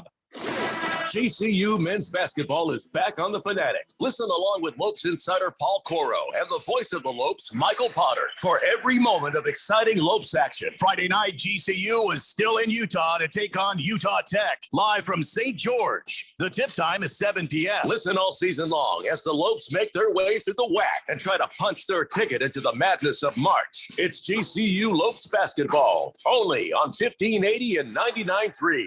The Fanatic.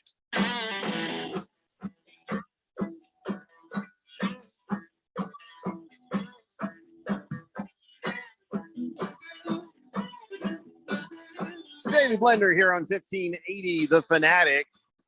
Oh boy. Let me get caught up on the text line here, and then we'll get on to the NBA telenovela.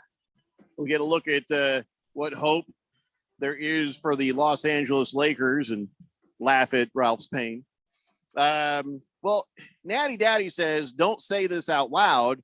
But then when he says not to say out loud, doesn't seem like it's something I shouldn't be able to say out loud. I don't think I'm giving up any state secrets here. So I'm going to go ahead and read this out loud. But he says, everyone liked David Lee Roth better. It's not true.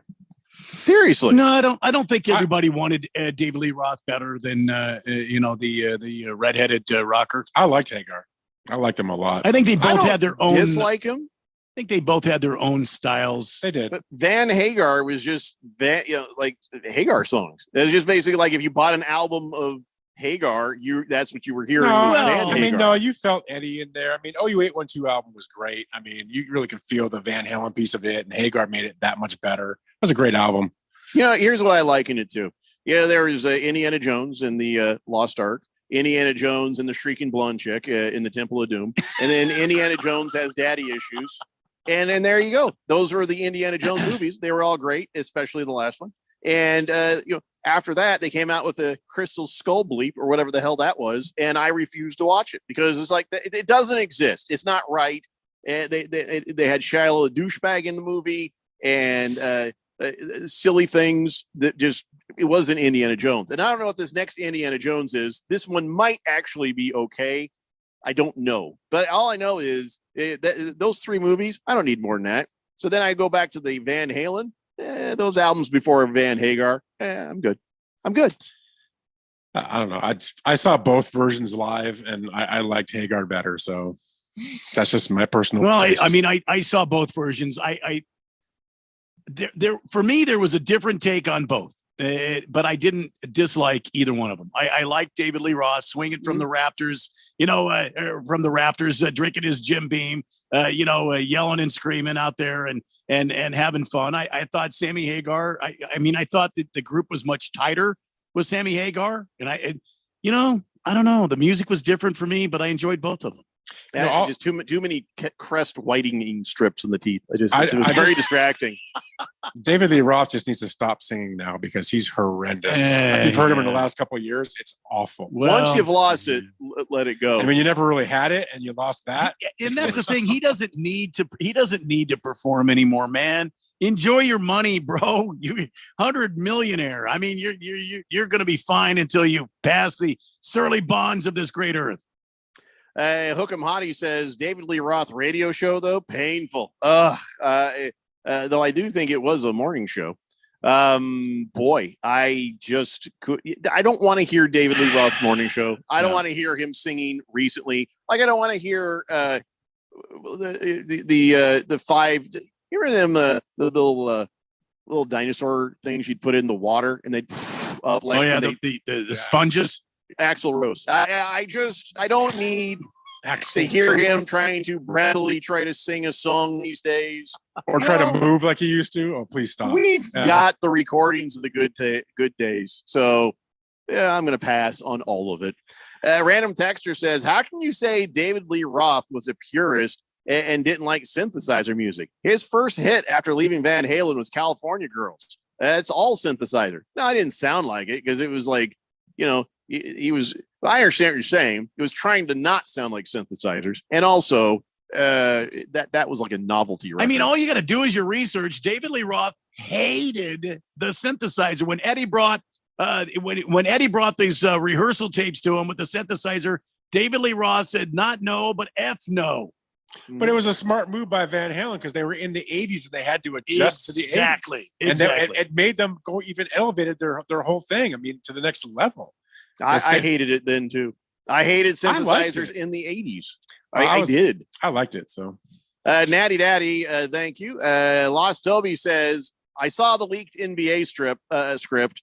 Curry's coming back and tearing up the league. Warriors going to go back to back, baby. Okay, Lost Toby. They were struggling when he was there. So they've got work to do even when he gets back. Thunder Snow wants to know exactly when David Lee Roth became a shaman. No, we said showman. A showman. Showman. Yeah. Jagdog says, Jeffrey, are you going to the Jim Irsay collection exhibit and concert by Jim Irsay Band in Las Vegas this weekend? Nope. Wow. Boogie's got some predictions for you. Suns win tonight by 5. Lakers lose to the Minnesota Timberwolves tonight by 18 points. And the over-under LeBron James flopping while on the bench in the streets even is 2.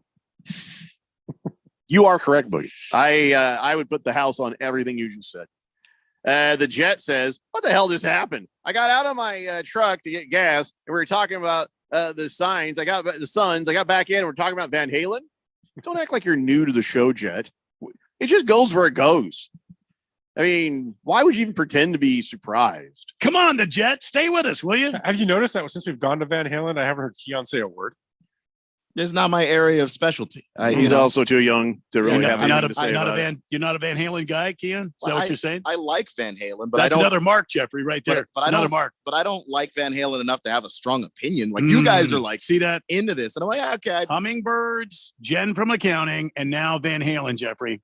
Okay, Jen from accounting is All right, not that's 3. real. The That's 3. hummingbirds are That's also 3, not Jeffrey. real. I can fix this. And All I'm I gotta do 32 years old. is throw Keon in a car, go for a road trip, and by the time we come back, he'll have an opinion. Oh, yeah. Probably why the hell wouldn't you let me out of the car is his opinion. Well- Nondescript says Hagar can't scream like Dave. And when No. you saw them matters. Not your fault. You were born too late, Keon.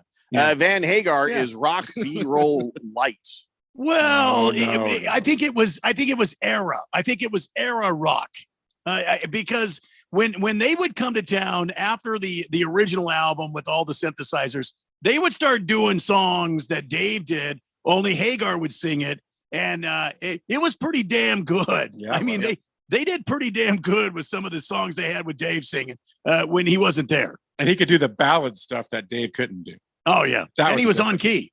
Who needs a ballad? It's a rock and roll. 80s. It's ballads. Come on. That's the 80s. Up the 80s. Power ballads, man. Mr. Wilbur says, check one of the songs from the album Diver Down. Has the best lyric ever. All I want to give you is the best part of a man. Yeah. Diver Savannah Down. Yeah. says, Jeffrey, I pick you up a new Colts Super Bowl hat from the 2008 game. Glad you're back.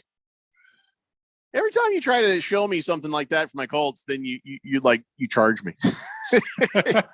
I'm not buying memorabilia, man. Hefty Lefty says, hey, at least when you talk about Van Halen, we get to talk about groups that won something. Ouch. Mr. Pringle says, ice cream man. Hey, how about that? Ice cream man. Don't bring your whiskey home. Oh, yeah. Ralph, though, dominating all the debates so far. Boogie says, does Keon not like Jen from accounting? No, he killed her. He did Not kill her. real. No, Well, you because killed her. He killed her. No, because she fictionally died, a couple years ago. How would you know this if you didn't kill her? Because Keon? Jeffrey Like he's says it saying. every I time just- it comes up. We talked about it Here last we go week. again. I mean, here we go again. Yeah. Natty Daddy says, She's not Keon, real. I'm 29. Learn rock music, man. No, No. I listen to whatever music I want, man. And I do like rock music, and I do like Van Halen. I just don't love Van Halen the way everybody else on the show does, and that is cool. All I right. never said I love them. Yeah, I didn't say I loved him. Okay, well, Van Halen was innovative. They were innovators. I- Everything was boring before Van Halen. I just don't have strong Van Halen opinions. And for me, if I don't have a strong opinion on something, I'd rather not speak on it. What I That need is you to my do personal tonight, opinion. Keon, I need you to find Very hostile. You, Yeah, need to, it you was. need to download the digital version of Atomic Punk and listen to that song over and over. Well, I don't know if I'm going to listen to it over and over. I might listen to it a Over couple times. and over. But- that embodies who Van Halen is. Atomic Punk. Atomic Punk. Noted. And it's a little bit hostile because I don't like being told what to listen to. I'm not trying to tell you what to listen to. Who I'm just told saying, you- Nobody wow. told you what to listen to. Only thing Natty Daddy said was learn rock music. That's all he said. And I'm saying, no, I don't like being told what to learn either. That's why I didn't Uh-oh. like school. Daddy And went up that's- missing. And that's why he does not have a high school diploma. Daddy Daddy's life is Hokamati. in jeopardy now. Yeah, no kidding, man. If he shows up missing, we'll know. Hokamati says, I blame Keon's parents. Mine brought me up on music. My parents are from South America. So sorry if they didn't listen to music from America. What is I wrong? would bet that Come there are on. Spanish versions. Van Halen was My worldwide. parents are not Spanish, so I don't know what that even means. Del Diablo. Now, if you want to go, hey, I wish I knew the Spanish if you want to word for start jump. talking about, I'm like, Guyana's, It's Guyana, yump. they speak English Yump. in Guyana. Yump. Why are we doing this to my countrymen? They speak English in Guyana. Really? Honestly? Because we don't Yes. know anything about your country. I understand that It's now. nothing It personal. couldn't be more obvious. I mean, you should teach us someday. I mean, Yeah. I'm trying What's the to most right pop- now. Give us the most Don't, popular but band. don't just assume We that should they have the speak guy Spanish there. screaming at us about I know. things being hostile. You want us to learn? Well, no, This because is not everybody is telling me this what is I'm not doing. conducive to my education. Keon, Well, I know. Keon. All right, now, So give you're us- telling me, oh my, Ralph is just auditing this class. somebody- And he's some- uncomfortable. I know, somebody I just know. condescended my parents. Well, my parents brought me up Well, on that music. was My- Hook 'em Hottie. so okay, but all I'm saying you can is take it out on her. I'm not taking it out on anybody. I'm just saying I'm a little hostile like because This is why you I've left got- Ghana. I've got back-to-back Yeah. texters trying to tell me about my family and stuff. Are you wanted in Ghana? I'm not wanted. I'm not wanted in Ghana because I've never been. I'm I'm from Guyana. Are you wanted from and I'm Guyana not- then? no, because I moved here when No. I was 6. Look, You hit the hot button there, Ralph. Yeah. Damn, Ralph. all I'm saying is Now you're on his if list. you want to Uh-oh. talk about Bob Marley and the Wailers, we might have Who? a conversation. Little Bob Marley. Bob Marley. Mm, I like Ziggy Marley better. That's the oh my god. everything's That- gonna that's- be all right. I'm just kidding. He is good though. I mean, Marley's got a lot of kids and they're all That's a good at very music. similar sort of comparison. But- Van Halen with Hagar is Ziggy Marley, and Van Halen with David Lee Roth is just Bob Bob Marley. Marley. Yeah. No, Bob but I- Marley was cold. That's to me that's the music my Bob parents brought Marley me. was cold. What does that mean? He was so cool he was freezing. He needed a Basically. jacket? I mean, that's just Well, at least in both those. Hook 'em musicians, Hottie says, "My mom's not American either, Keon. She's from Israel. It's global." it's not. There's nobody in Guyana listens to Van Halen. You start talking about Eddie Hagar in Guyana, and people are going to look at you like Eddie you've got. Hagar. How about in Ghana? I don't know about Ghana. Can't tell you. We should look that up. Keon, would you look that up, please? No. Jag Dog says, we actually had a Jen in accounting at my last job. Oh, She used to jeez. write checks to cash, then steal from petty cash. One day she just didn't show up anymore. So Jen in accounting, she might actually be dead for real. Keon. That's got nothing to do with me. There's some anger there. I know at the last radio station I worked at, there was a Jen. She was our head of sales. She's my good friend. We're still friends. But that's a really boring story. That's a different person. I thought that was going to go somewhere great. But she's real. That's why it's Oh. boring. You No, I can't make up the exciting stuff about homicide if person's. We should talk to fictional. her and see if you had this flash anger at the people at that radio station. 602 Pats fan says, I went to the Eagles concert. It was awesome. Dude, now you're getting too far off. We were just talking Van Halen. That's all. That's as far as Well, Suns. the Eagles were here yesterday, I think so. That's why. Oh, were they really? Oh, was it What's yesterday? left of them? Yeah. Yeah. Aren't they all? Most of them are dead now, right? No. Is Henley still doing anything? Oh yeah, he's still Yeah, with the he's group. still- Yeah. Holy Not- moly. That's all he can. That's all he knows how to do. Mhm. Glenn Fry died. Yeah, he's dead. Yeah, He's in a That's good. statue in standing on the corner of Winslow, Arizona. Kiss the Cook says, Keon, hush your mouth about Jen in accounting. She's a true Van Halen fan. T-shirts, ripped jeans, rock on. She was. I don't have any thoughts on Jen in accounting. She's not real. Lost Toby says, my dad brought me up on English rock music, not knowing a lick of English. Glendale Runner says, Roth equals ain't talking about live. Hagar equals when it's love. That is the difference of the two eras. Ain't fair. talking about love. That's fair. Hook 'em Hottie sends an olive branch by saying, it's all good, Keon. I don't know if you can just say that because I don't think it's all good with Keon. No, I don't think it's- Keon's it's all all- good. I think it's all Keon, good. if you weren't a woman, you know what I'm saying? No, I like. No, you know what I'm saying? I like Hook 'em Hottie. She's cool. Boogie Yeah, no says, problems. he says, Panama. However, Van Halen is overrated. Damn. They're not overrated. That's What? ridiculous. That's ridiculous. I Hefty suppose the lefty. Foo Fighters are overrated as well. Oh, don't. I Don't. suppose. Don't. Boogie. Don't. Hefty Lefty says Bob Marley sang with Japanese people. The Wailers? No, it was. Yeah, okay. Yeah, he did. The Jet says Bob Marley is cold because he's in a casket underground. Oh, No, that was why- Keon just dropping a cool phrase on us that we probably weren't ready for. Yeah, it's just a little bit. I got a little too comfortable. I will rein it back in since no one was ready for that. I apparently. was. I got it Yeah, immediately. and I thought Jeffrey was fine, but then we're talking about Bob Marley being underground and things, and Look, we I wasted a lot of time. I just wanted to make fun of the Lakers. What the hell I happened like to this Bob hour? Marley. Why are we doing this? to People Bob got Marley? angry. I don't know, but he said cold. I had to turn the heater on in my studio. Yeah. Last Optimist says, I can't do Ziggy Marley. The beat's all off. Bob Marley only. It's not that the beat's off. It's just I don't know. He's off the beat. There's just a tempo thing that Bob Marley was able to find that kind of reggae groove that Ziggy's not always on it. Natty Daddy says, hey, Keon, listen, we're on the same team. I was higher on your team than you were. I said in the conversation they'd be a wild card team. So I'm with you, man. Just maybe learn some rock music. That's all.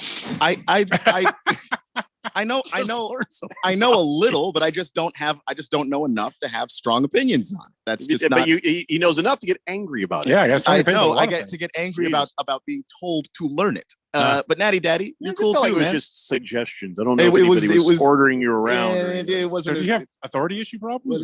Well, actually, I do. My dad told me definitely never to join the military for that very reason. Okay. Yeah. Both Keon and I. He was a captain in the military, and he was like, "You would not do well." Your homework is Ain't Talking About Love and Atomic Punk. Ain't Talking About Love. You got to listen to that one, okay? Atomic Punk, Ain't Talking About Love. That is David Lee Roth, Van Halen right there. Can I do another bit of advice? Advice. I'm not telling you what to do. Really, if you want to maybe see what Van Halen is, just listen to the greatest hits. And you'll get the greatest hits. And then if you want to dive deeper, you can. But at least with the greatest hits, you'll get the sense of what we're talking about. I'm just trying to give him a couple of David Lee Roth songs. I mean, it's not like I'm not completely lost. It's not like I don't know anything about Van Halen. Oh, he knows Jump. It's not that I've sure he's got Jump. You might as well. Everyone's heard Jump. Might as well Jump. But Jump. I go ahead and jump.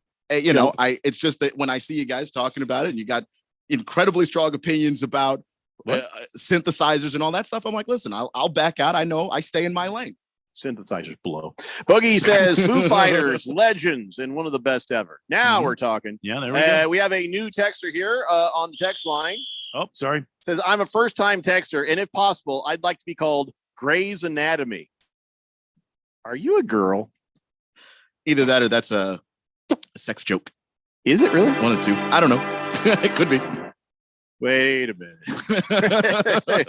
All right. Why do you want to be called Grey's Anatomy? I'm not saying no, because honestly, if I'm just reading along and it's like Grey's Anatomy says, that's all good. I just want to be in on the joke, or just get me some info. And if you don't want me to tell people, I won't. Or maybe they just like Grey's Anatomy. Maybe I'm jumping to conclusions. That's why. Holy crap. Grey's Anatomy is a girl. I just want to know. All right, let's take a break. We come back. We're finally going to get around to trashing the Lakers. My God, this is taking forever. We're not. And some NBA telenovela type stuff. It's a Daily Blender here on 1580 The Fanatic. If you have an IRA or 401k, please listen closely. My name is Jason Hansen. I'm a former CIA officer and New York Times bestselling author. Throughout my career, let's just say I've been in some hairy situations. And I believe right now, the biggest threat facing Americans is they need to protect their wealth, which is exactly what I'm doing for my wife and 6 kids. And I believe the ultimate safe haven is physical gold and silver. You can protect your hard-earned retirement assets with a tax-free loophole that allows you to convert your retirement into physical gold and silver. The folks I use are Advantage Gold, and believe me, I've investigated the heck out of all types of people. Advantage Gold is the nation's highest rated gold company. They have the best process, pricing, and service. If you want to get your free gold and silver investment kit, please contact Advantage Gold right now, and you'll see how easy it is to protect yourself with precious metals. Call 800-900-8000. That's 800-900-8000. 800-900-8000. Advantage Gold is not an investment advisor or a tax advisor. Consult with your financial advisor before investing. Call 800-900-8000.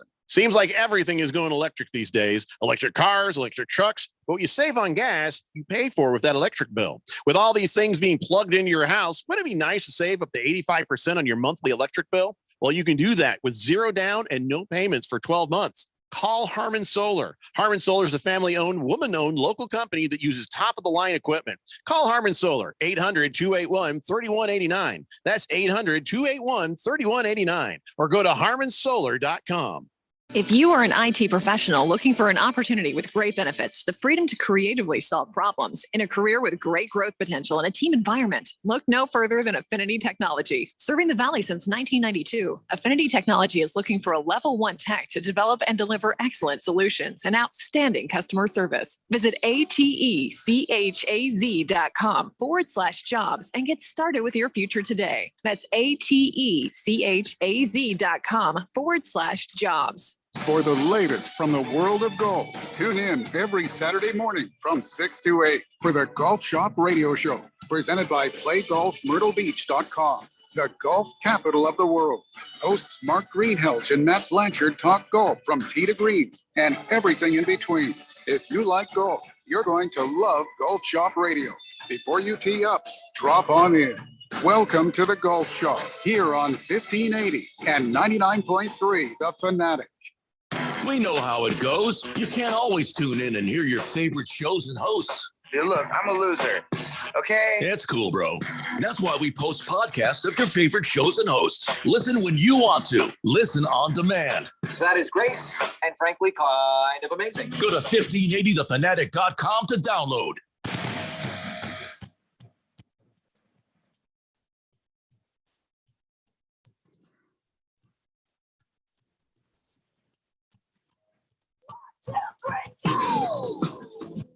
David Blender here on 1580 The Fanatic, and all right, let's get right to it.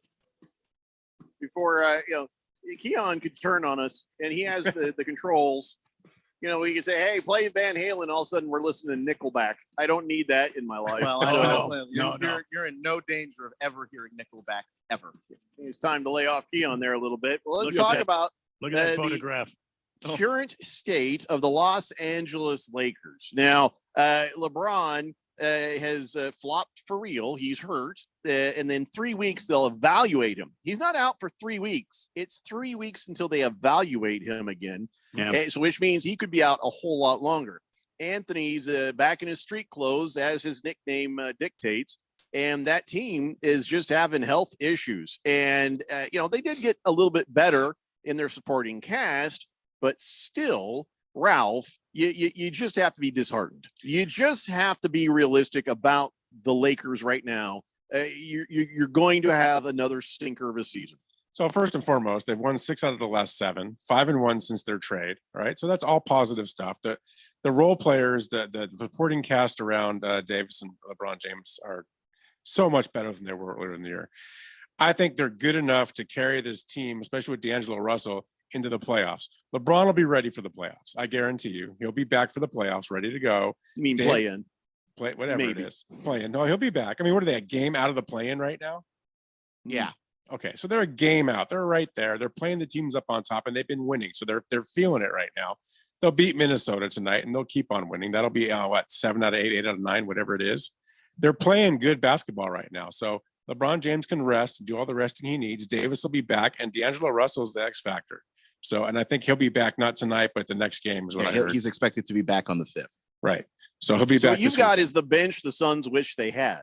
Yeah, if the Suns had the Lakers bench, then I would probably more agree with the fact that what you're trying to say about the Suns. But they don't have a bench like the Lakers. So the Lakers are pretty damn good right now after that trade. I'm telling you, if James gets healthy and Davis is healthy, they're going to be a tough out. They're going to be a real tough out. One of the saddest things that is going to happen is if both LeBron and Anthony Davis come back and the team gets worse. That's going to piss you off, isn't it? Nothing pisses me off. I'm not like Keon. I don't get very emotional about things. But when you have 17 trophies that you can polish every day, you don't get too pissed. Grey's Anatomy says, no, I'm not a girl. I'm a guy. I just thought the name would be funny having text sounding like they're coming from that point of view. Oh, I see what you're saying. Wow. I'm not really loving that. But if that's what you want to do, it's your only time in life you can pick your own nickname. Good on you. 888-368-1580.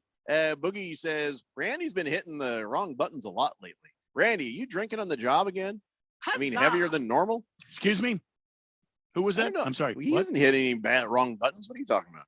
Except for that one. I hate it. He's just being that way. Nurse Scratchit says Grey's Anatomy makes some great nursing scrubs. Oh, is that a company now? The Jet says, can we please start trashing the worthless Lakers? I got beer to drink when I get home. I'd like to hear you guys trash them. What do you got to say about them? I mean, on top of what I just said, which is truth, I'd like to hear. You can't win a championship with the bench. Your star players have got to come back, or you have no chance of going very far. And I really feel like, for as much as your 5 out of 6 streak may be impressive at the moment, it's also about the teams you've been playing. So whatever happens next, I think you're going to see more of the same kind of crap from your Lakers, and they're going to lose more games they're going to win. I 100% believe the Lakers are going to find themselves looking in from the outside and will not even make the play-in game. You're hoping that. And by the way, they just beat Dallas. Just give you an example, who you're trying to beat this weekend. Well, that's who we're trying to beat this weekend. My point. I'm telling you, if James is healthy and Davis comes back healthy, do you really want to face the Lakers? Yes, I can't wait to I see don't it. think you do. I do, because every time we beat them, I can't wait. And they'll shut your ugly face up right there. I hope it happens. I really do. I just don't see it. When do they play next? Somebody look that up. I want to see when they it's play coming next. up. I think it's coming up, actually. I do. Listen, and to be fair, I want to see Anthony Davis back and LeBron back when it happens. So there's no excuses. I think it would be an amazing It's happening game. too soon, I think. March 22nd. Oh, it's going to happen then. Of course, you could throw a dartboard at when the injuries happen, so. I mean, for all you know, KD can go down in a week. True. They play the Timberwolves tonight, then they play the Warriors at home, then they play the Grizzlies at home, then they play the Raptors at home, then they play the Knicks at home, and then they play New Orleans, then Houston, then the Mavericks again, the Magic, Thunder, Suns, Bulls, twice back-to-back, Bulls 26 and 29. Oh, CK, I think you missed the point of what I was saying. He says the Suns bench is actually far better than the Lakers. Ross, Warren, TC, Jock, they could all start on the Lakers. That was kind of the joke that nobody got when I said that your bench is better. I just mean your starters are as good as our bench. I know. That's what I was actually. Your starter, all these no names you have running around when Davis and LeBron are out. Our bench is not as good as that. The role players around Davis, LeBron, and D'Angelo are better than Phoenix's role players. And I think my issue with the Lakers right now is the role players around those guys are great. They're just not around those guys because they're not there. And that's where I look at the Lakers and I worry that they're not going to make it in the playoffs just because LeBron's going to be out a while. Like LeBron's getting caught by father time, and Anthony Davis is Anthony Davis. I used to see these guys stretches. I think the Lakers need a video on that. Get a Jane Fonda video in there for them. I think with the schedule they have upcoming that Randy just shared with us, they're good enough to get through that schedule and make the play-in. That's my opinion. Well, I did hear somebody who's an NBA expert say it is one of the most easiest schedules in the remaining games. Yeah, I mean, because there's a lot of Houston coming up right. in that Chicago. schedule. There's a few Oklahoma cities. I mean, that's my point. So I mean, with that schedule, it's not Toronto. Right. It's a very good it's a very good possibility even without LeBron, even without Davis for a little bit, they will make the play-in because of that schedule and the talent they have finally put on the team through the trades that they had. You can't argue that. I just want them to lose so bad. I know you do, but it's just 3/5 of the Lakers bench used to be Wizards. I just don't even. They just gave players away. Yeah, they did. 3/5. I'm not even kidding. They picked up some good talent. Rui Hachimura, Troy Brown, and Thomas Bryant. Yeah. Boogie says this is the real life script that will happen in 3 weeks. LA doctors. Okay, Mr. James, it's been 3 weeks. Let's reevaluate. Do you want some Gatorade? Are you hungry? Can we get you some snacks? Is that chair comfortable for you? We can dim the lights if they're too bright for you. Is there anything you need? LeBron James, I want 1 more week off. Doctors are like, yes, sir.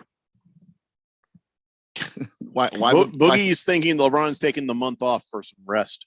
And if they can get to the playoffs there without him, why have him play? Let him rest. That's fine. I don't think that you do. LeBron's got to get back in that stretch.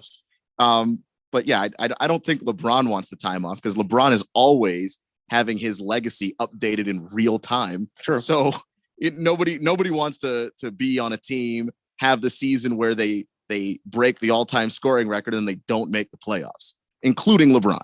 Kiss the Cook says that is hella funny when Davis comes back healthy. That guy's nickname should be Workman's Comp. Yes, I think you're right.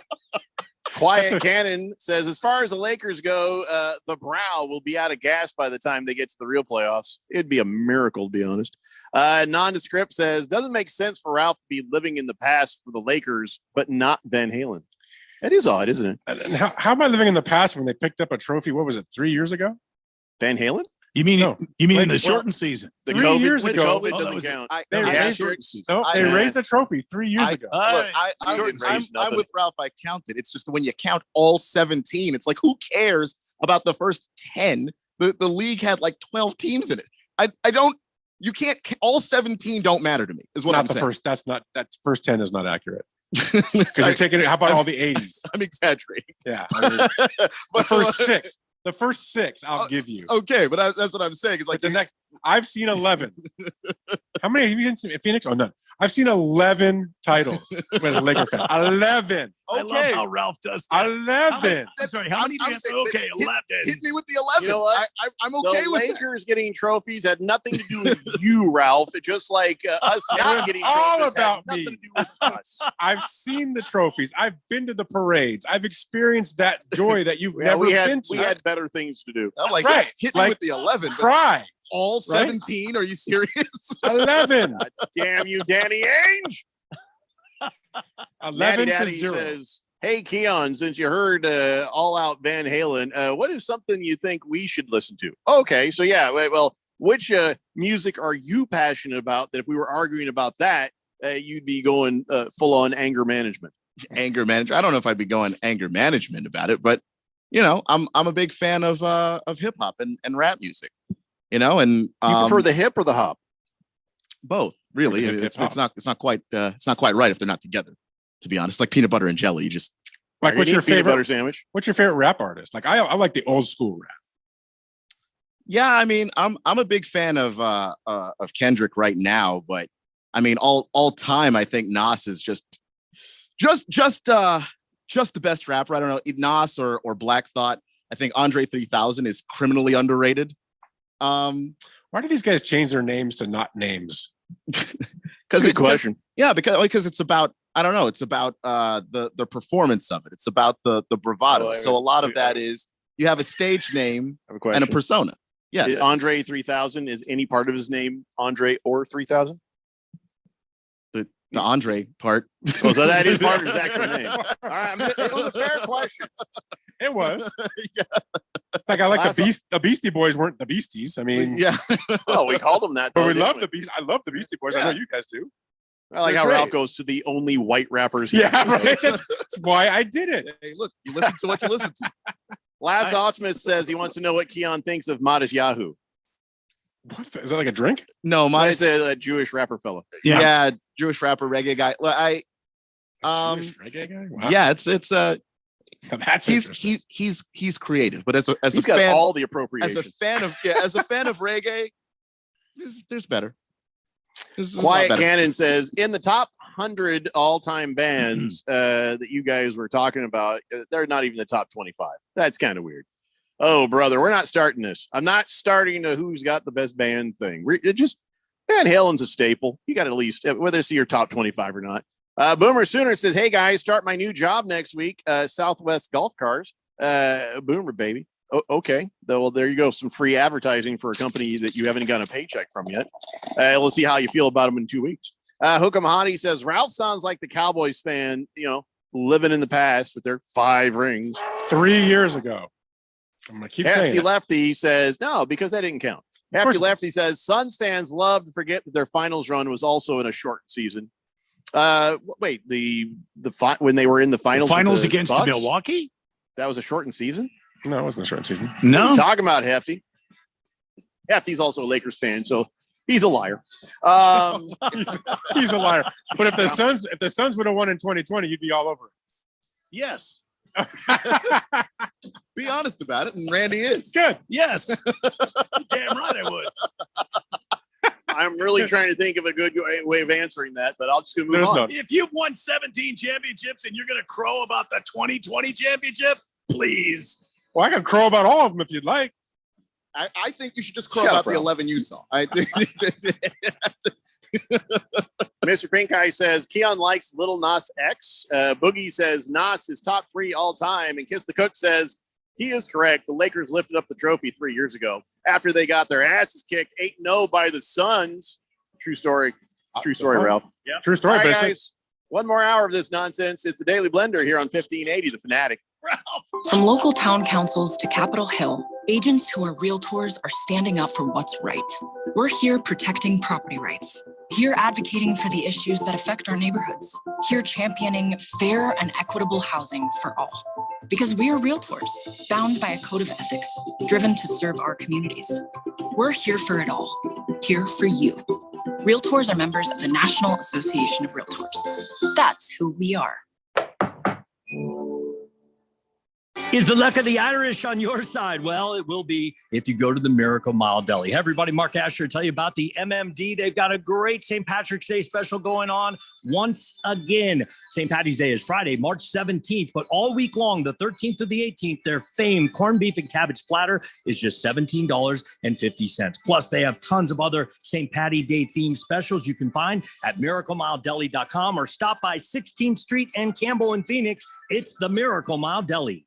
Your home has gone way up in value, but have you taken advantage of it? This is Rob Canier with a phenomenal opportunity to tap into some of your home equity, earning tax-free income and eliminating your mortgage payment while staying in your home as long as you want. With home prices leveling off, don't wait to learn more about the new reverse mortgage. This is a safe and proven money-saving and tax-free income opportunity for homeowners age 62 and older. Call me, Reverse Rob, and learn more today at 602-REVERSE. That's 602-738-3773, or download my app by searching Retire Right with Reverse Rob.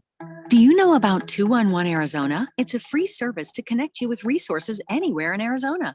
Housing assistance and eviction prevention, transportation and ride services, healthcare benefits, food resources, and even utility bill support. Talk to a live operator in English or Spanish, 24 hours a day, every day of the year. Just dial 211 or visit 211arizona.org. Get connected, get answers, and get the help you need. This message is sponsored by 211 Arizona.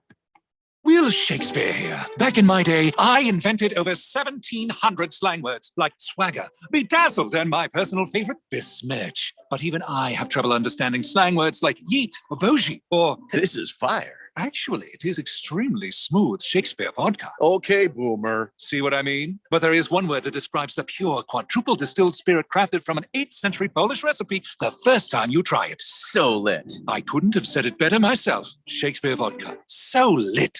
To protect her home and family in a disaster, Karen was willing to wade through water, mud, and insurance paperwork. Yeah, I can do this.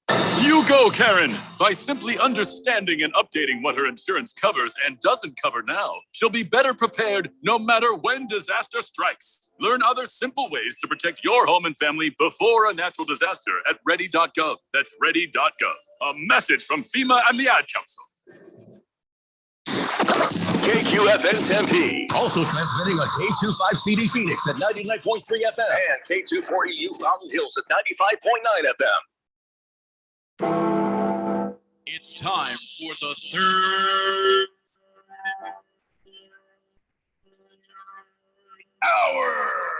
Quiet, people, settle down because it's time. For what? Showtime. When does it start? Right now. 3, 2, 1. Let's get on with the show. Let's do it.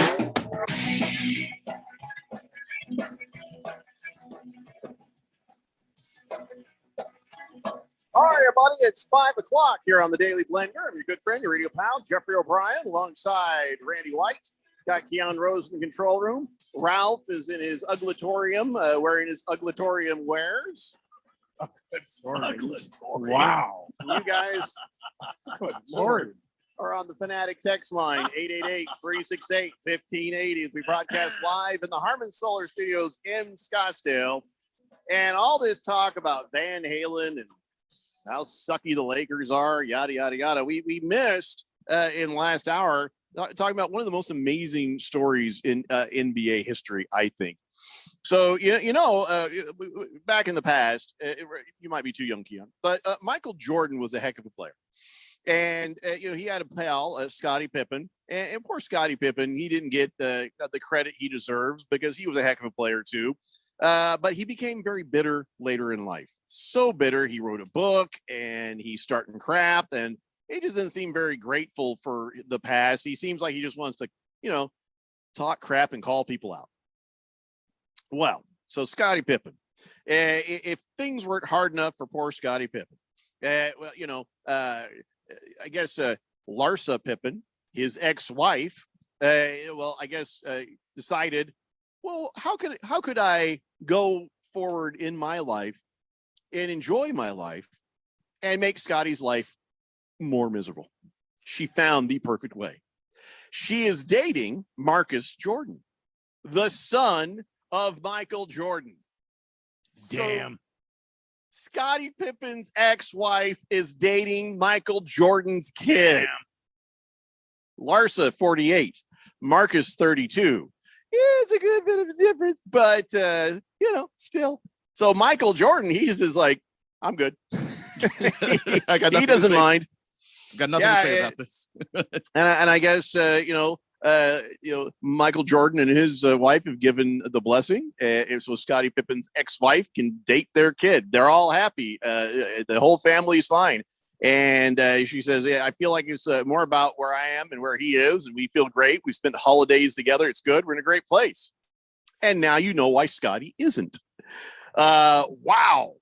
And, Michael Jordan, well, he took that personally when Scottie had that book and was talking some crap about Michael Jordan. So, of course, Michael Jordan is fine with his son banging Scottie Pippen's ex-wife.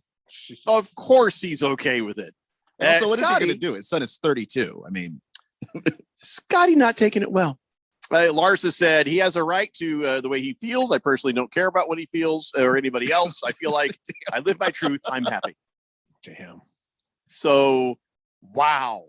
Scottie Pippen, maybe you should have kept your mouth shut because you realize if you'd just been cool with Michael Jordan, this wouldn't have happened. I mean, if you'd been cool with your ex-wife, this wouldn't have happened. Maybe that's true, but people have the right to be bitter old men. This is the worst consequence for being a bitter old man that has ever happened to anybody. Some old man telling a bunch of kids to get off his lawn. He doesn't deserve this. Because that's all Scottie Pippen does deserve this because he went out with this book and he also started calling out Michael Jordan and he started making noise to sell books. That it does start the karma ball rolling at you pretty fast there, Keon. I get what you're saying. Most people don't deserve this. I think Scottie does. I don't know because the karma ball seems to be very selective about the people it punishes this badly. All he did was write bitter things in a book. So did Phil Jackson. Phil Jackson wrote lots of bitter things in a book. Some of the things were borderline racist. Phil Jackson doesn't seem to be having these problems. So I don't even think karma's the issue here. I just like that Scottie Pippen is getting it handed to him because I just think he's a turd. But damn, it is. I mean, it's funny. It's very funny. I'm not going to say it's not funny. But this is even funnier. Scottie Pippen's alimony is going to Michael Jordan's son on date nights, which is also crazy because Larsa Pippen's been, she dated Malik Beasley, who is now a Laker, with Scottie Pippen Jr., her son. So there's just been, she doesn't mind making any of this awkward for all parties involved. Just doesn't mind. I love it. This is the best telenovela ever. I walk downstairs, my wife's watching stuff. I don't understand a thing anybody's saying. But there's a shirtless guy and a chick in a bikini top, and I'm like, I don't even need to know what they're saying. But here, I'm glad this one's in English because this is awesome.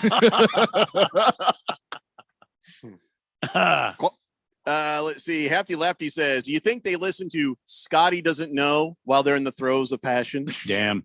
At least once. Sure hope so. I sure hope that at least once that happened. Big George says, what's karma ball? Is that something women use in the bedroom? If you know the right kind, baby. All right. Big George. Booger Wolf says, when a Seahawk player puts a helmet on, it's the equivalent of vomiting on a dookie stack. Go Suns. I don't understand it, but it's good to hear from you, Booger Wolf. Vomiting on a dookie stack. Where'd that come from? Dookie stack. And Booger Wolf, he's got his own creative way of expressing himself. He has his own language. Kind of like Larsa and Michael Jordan's son. It just, God, I love this so much. Damn. You been watching much baseball? What's your bandwagon team right now, Ralph? I'm a Dodgers fan, and we all know that. Oh, yeah. So now I know it's spring training, and nothing really matters. Well, it doesn't matter. The Diamondbacks and the Dodgers tied in a game. It doesn't matter. Well, what records don't matter, but we just lost Gavin Lux for the season. That matters. I mean, that was huge. I'm sorry for Gavin, but I laugh at your face for that. It's a shame for Gavin. Yeah, but it was like I was explaining the other day. Maybe you can back me up on this one. I mean, the Dodgers are so deep. Does this really hurt them? I mean, I know preferably you'd rather have Gavin Lux. I mean, that's your 1A guy. But I mean, the Dodgers have some great talent in the farm system. Aren't they going to bring up that kid from I can't think of the Boise. No, it's not Boise. I just thought I'd throw out a name. He's that Dominican kid. Yeah, he's actually going to be there. He's going to be their starting second baseman. But they signed the guy from Miami. Was it Miguel Vargas? He's going to play short. They'll be okay. I feel bad for Gavin. Gavin, this was his shot to be a starting shortstop in the majors, and it's a shame to see it. And how it happened was just really freaky. And it's a bad injury too. It's a really bad injury. He might be able to transition to third base. Right. He might be able to transition to the outfield, but his days at shortstop are probably done. Probably over. I agree. But I'm sorry, Randy. I'm sorry for the player, but I'm glad that his absence is hurting your team. It's not really going to hurt. Where were you going with spring training now? Oh, yeah.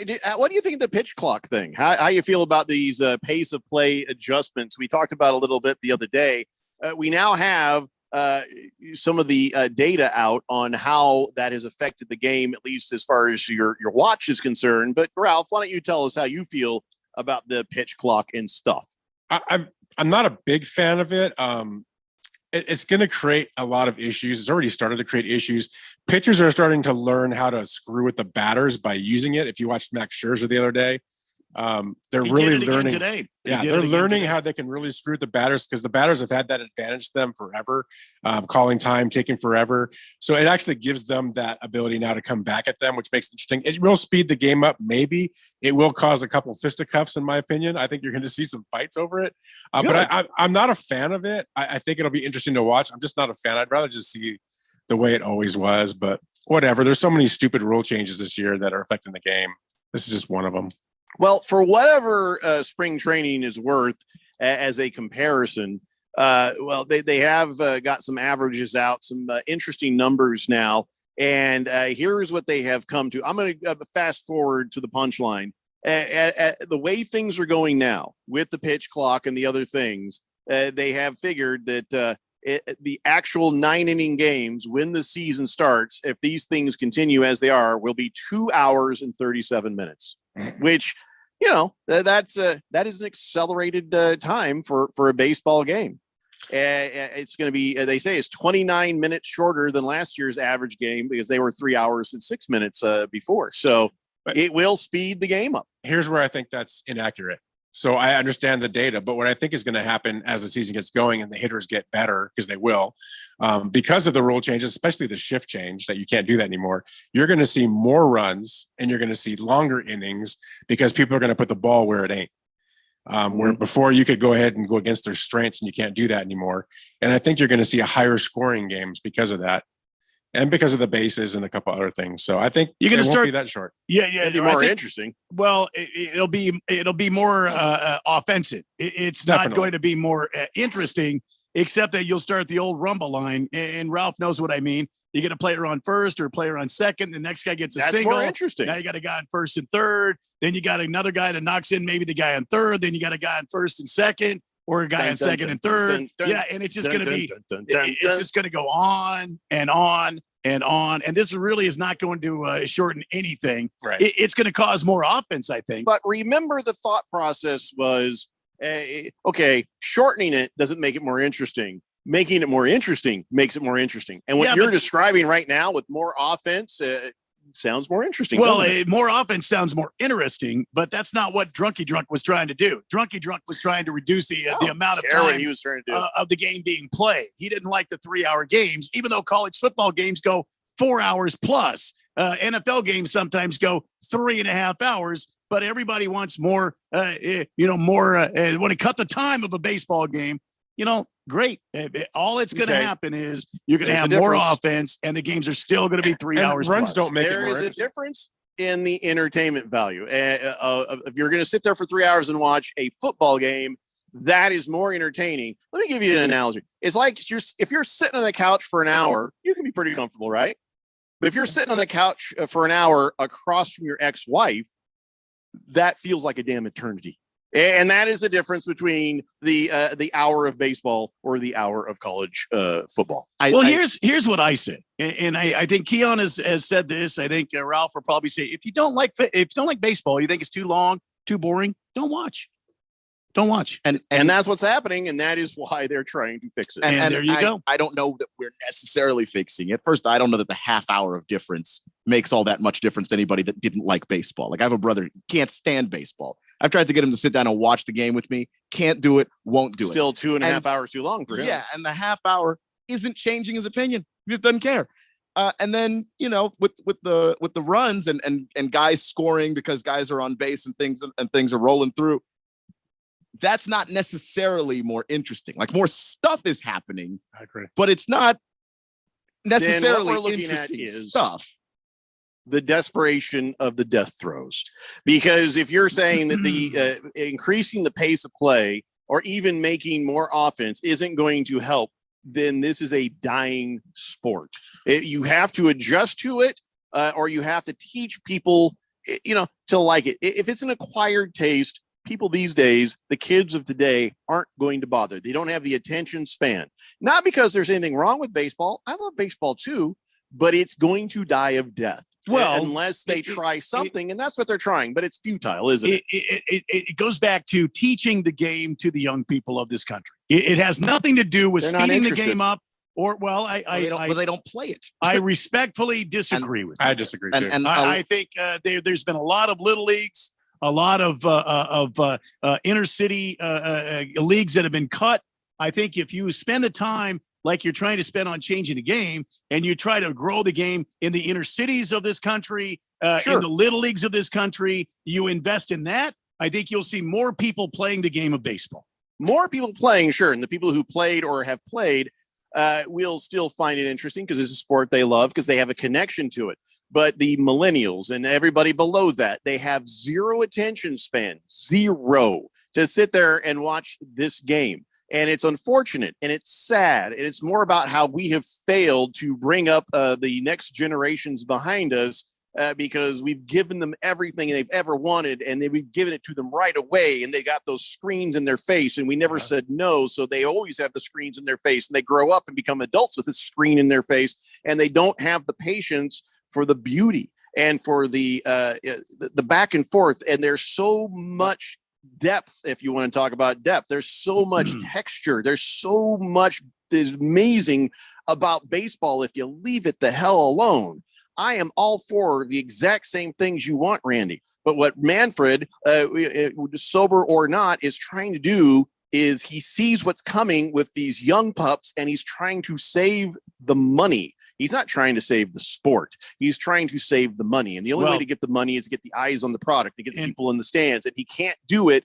with this future generation. Well, we are going to die. They'll have no more customers. That's what I'm trying to say. But a heavy metal maniac said it best.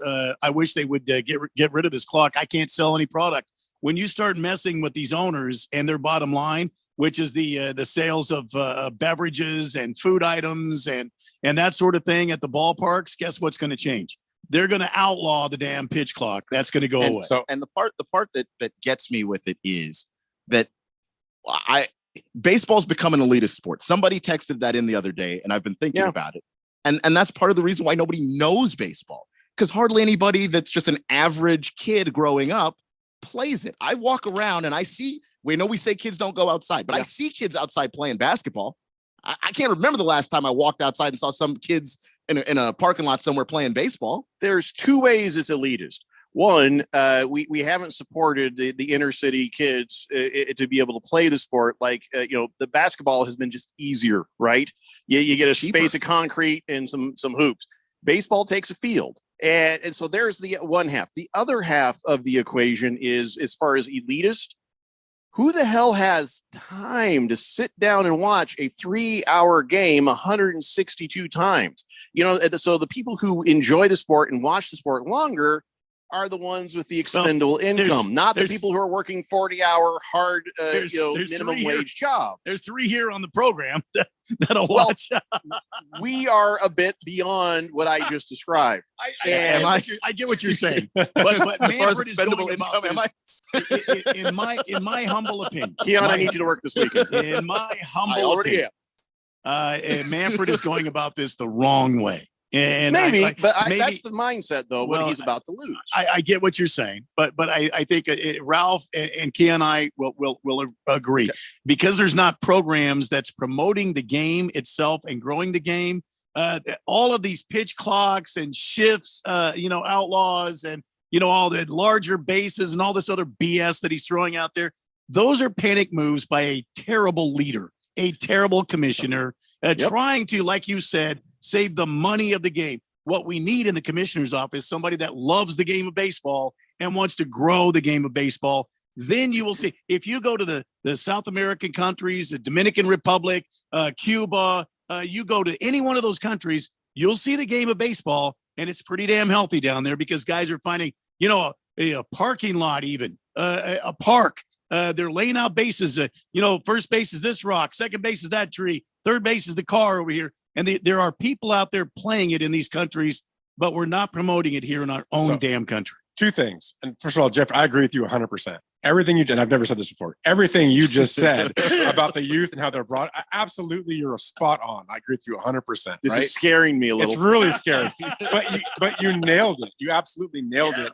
And then what they've done to youth baseball is turned it into the travel orgs. Yep. Right? Baseball is now about money and these parents living through these kids. Because basically these kids become major leaguers in a sense at 10 years old. The way they pump these kids, the money that's involved and what they do and the way they travel, nothing me and you ever did. And it's funny, what's really starting to get popular, and you'll be in Arizona here soon. I don't know if you guys have heard of the Savannah Banana Baseball Club. Oh, yeah. Oh, yeah. Yeah. So check that out. But they're the Harlem Globetrotters of baseball. And they're starting to create a whole different way of playing the game and more of an entertainment for this younger audience. And it's working. And it's exploding and blowing up. And they're talking about creating more and more of those teams and creating a league out of it around the country. So that's what's happening. So to your point, everybody wants it and they want it now. They want to be entertained. Baseball is an art. You go and sit down and watch a 2.5, 3 hour baseball game. The art and the things that are happening in that game are absolutely amazing. But this new generation is not interested in any of that. They're just I agree 110%. Yeah, and I don't know how to get them there. And Manfred's going about it the wrong way. We got to take a break. When we come back, we'll clean up the text line, let you guys have your say. I got millennials mad at me now. Gen Z's mad at me now. I got some answering to do when we come back. It's the Daily Blender here on 1580, The Fanatic. This is Brent Musburger's Action Update on 1580 and 99.3 The Fanatic. The best way to start betting smarter is to sign up for a free VSiN subscription at vsin.com/subscribe. That's vsin.com/subscribe. The Boston Celtics, the favorite to win the NBA Finals at plus 280, while the Milwaukee Bucks are plus 440. The Phoenix Suns, who just got Kevin Durant back out on the floor, at plus 450. The Denver Nuggets, who lead the Western Conference, are plus 750. They are led by two-time MVP Nikola Jokic. The Clippers are plus 1,300 to win the NBA championship, and the Philadelphia 76ers third in the East at plus 1,400. The top betting favorite for the NBA Finals matchup, the Boston Celtics against the Phoenix Suns. You can get that at plus 600. I'm Tony Desiri with your VSiN Action Update on 1580 and 99.3 The Fanatic. There's no doubt that Harman Solar can save you up to 85% on your monthly electric bill. That's a fact. Bruce Jacobs here. But did you know it's possible to get solar for $0 down and no payments for 12 months? You can lease, finance, or even purchase outright. They have plans that fit everybody. Harmon Solar is a family-owned, women-owned local company that uses top-of-the-line equipment. Call Harmon Solar at 800-281-3189. That's 800-281-3189, or go to harmonsolar.com. If you have an IRA or 401k, please listen closely. My name is Jason Hanson. I'm a former CIA officer and New York Times bestselling author. Throughout my career, let's just say I've been in some hairy situations. And I believe right now, the biggest threat facing Americans is they need to protect their wealth, which is exactly what I'm doing for my wife and 6 kids. And I believe the ultimate safe haven is physical gold and silver. You can protect your hard-earned retirement assets with a tax-free loophole that allows you to convert your retirement into physical gold and silver. The folks I use are Advantage Gold, and believe me, I've investigated the heck out of all types of people. Advantage Gold is the nation's highest rated gold company. They have the best process, pricing, and service. If you want to get your free gold and silver investment kit, please contact Advantage Gold right now, and you'll see how easy it is to protect yourself with precious metals. Call 800-900-8000. That's 800-900-8000. 800-900-8000. Advantage Gold is not an investment advisor or a tax advisor. Consult with your financial advisor before investing. Call 800-900-8000. We are ready to duel in the desert. Is there anything better than the sound of 3 races breathing life into a new NASCAR season? What about if it's at a state-of-the-art facility with stunning views of the Estrella Mountains and a famous, only one of its kind hillside? Well, then you must be talking about Phoenix Raceway. NASCAR weekend at Phoenix Raceway, March 10th through the 12th. Get your tickets now at phoenixraceway.com. When it comes to covering the high school sports scene in Arizona, AZ Preps 365 has all the answers. Every Saturday morning from 8 until 10, they break down games, interview the newsmakers, talk with coaches from around the state, and stay up to date with what's happening with prep athletes and breaking news from the Arizona prep scene. It's AZ Preps 365, 8 till 10 Saturday mornings on 1580 and 99.3 The Fanatic, and always on at 1580thefanatic.com. TCU men's basketball is back on the Fanatic. Listen along with Lopes insider Paul Coro and the voice of the Lopes, Michael Potter, for every moment of exciting Lopes action. Friday night, GCU is still in Utah to take on Utah Tech, live from St. George. The tip time is 7 p.m. Listen all season long as the Lopes make their way through the WAC and try to punch their ticket into the madness of March. It's GCU Lopes basketball, only on 1580 and 99.3. The Fanatic.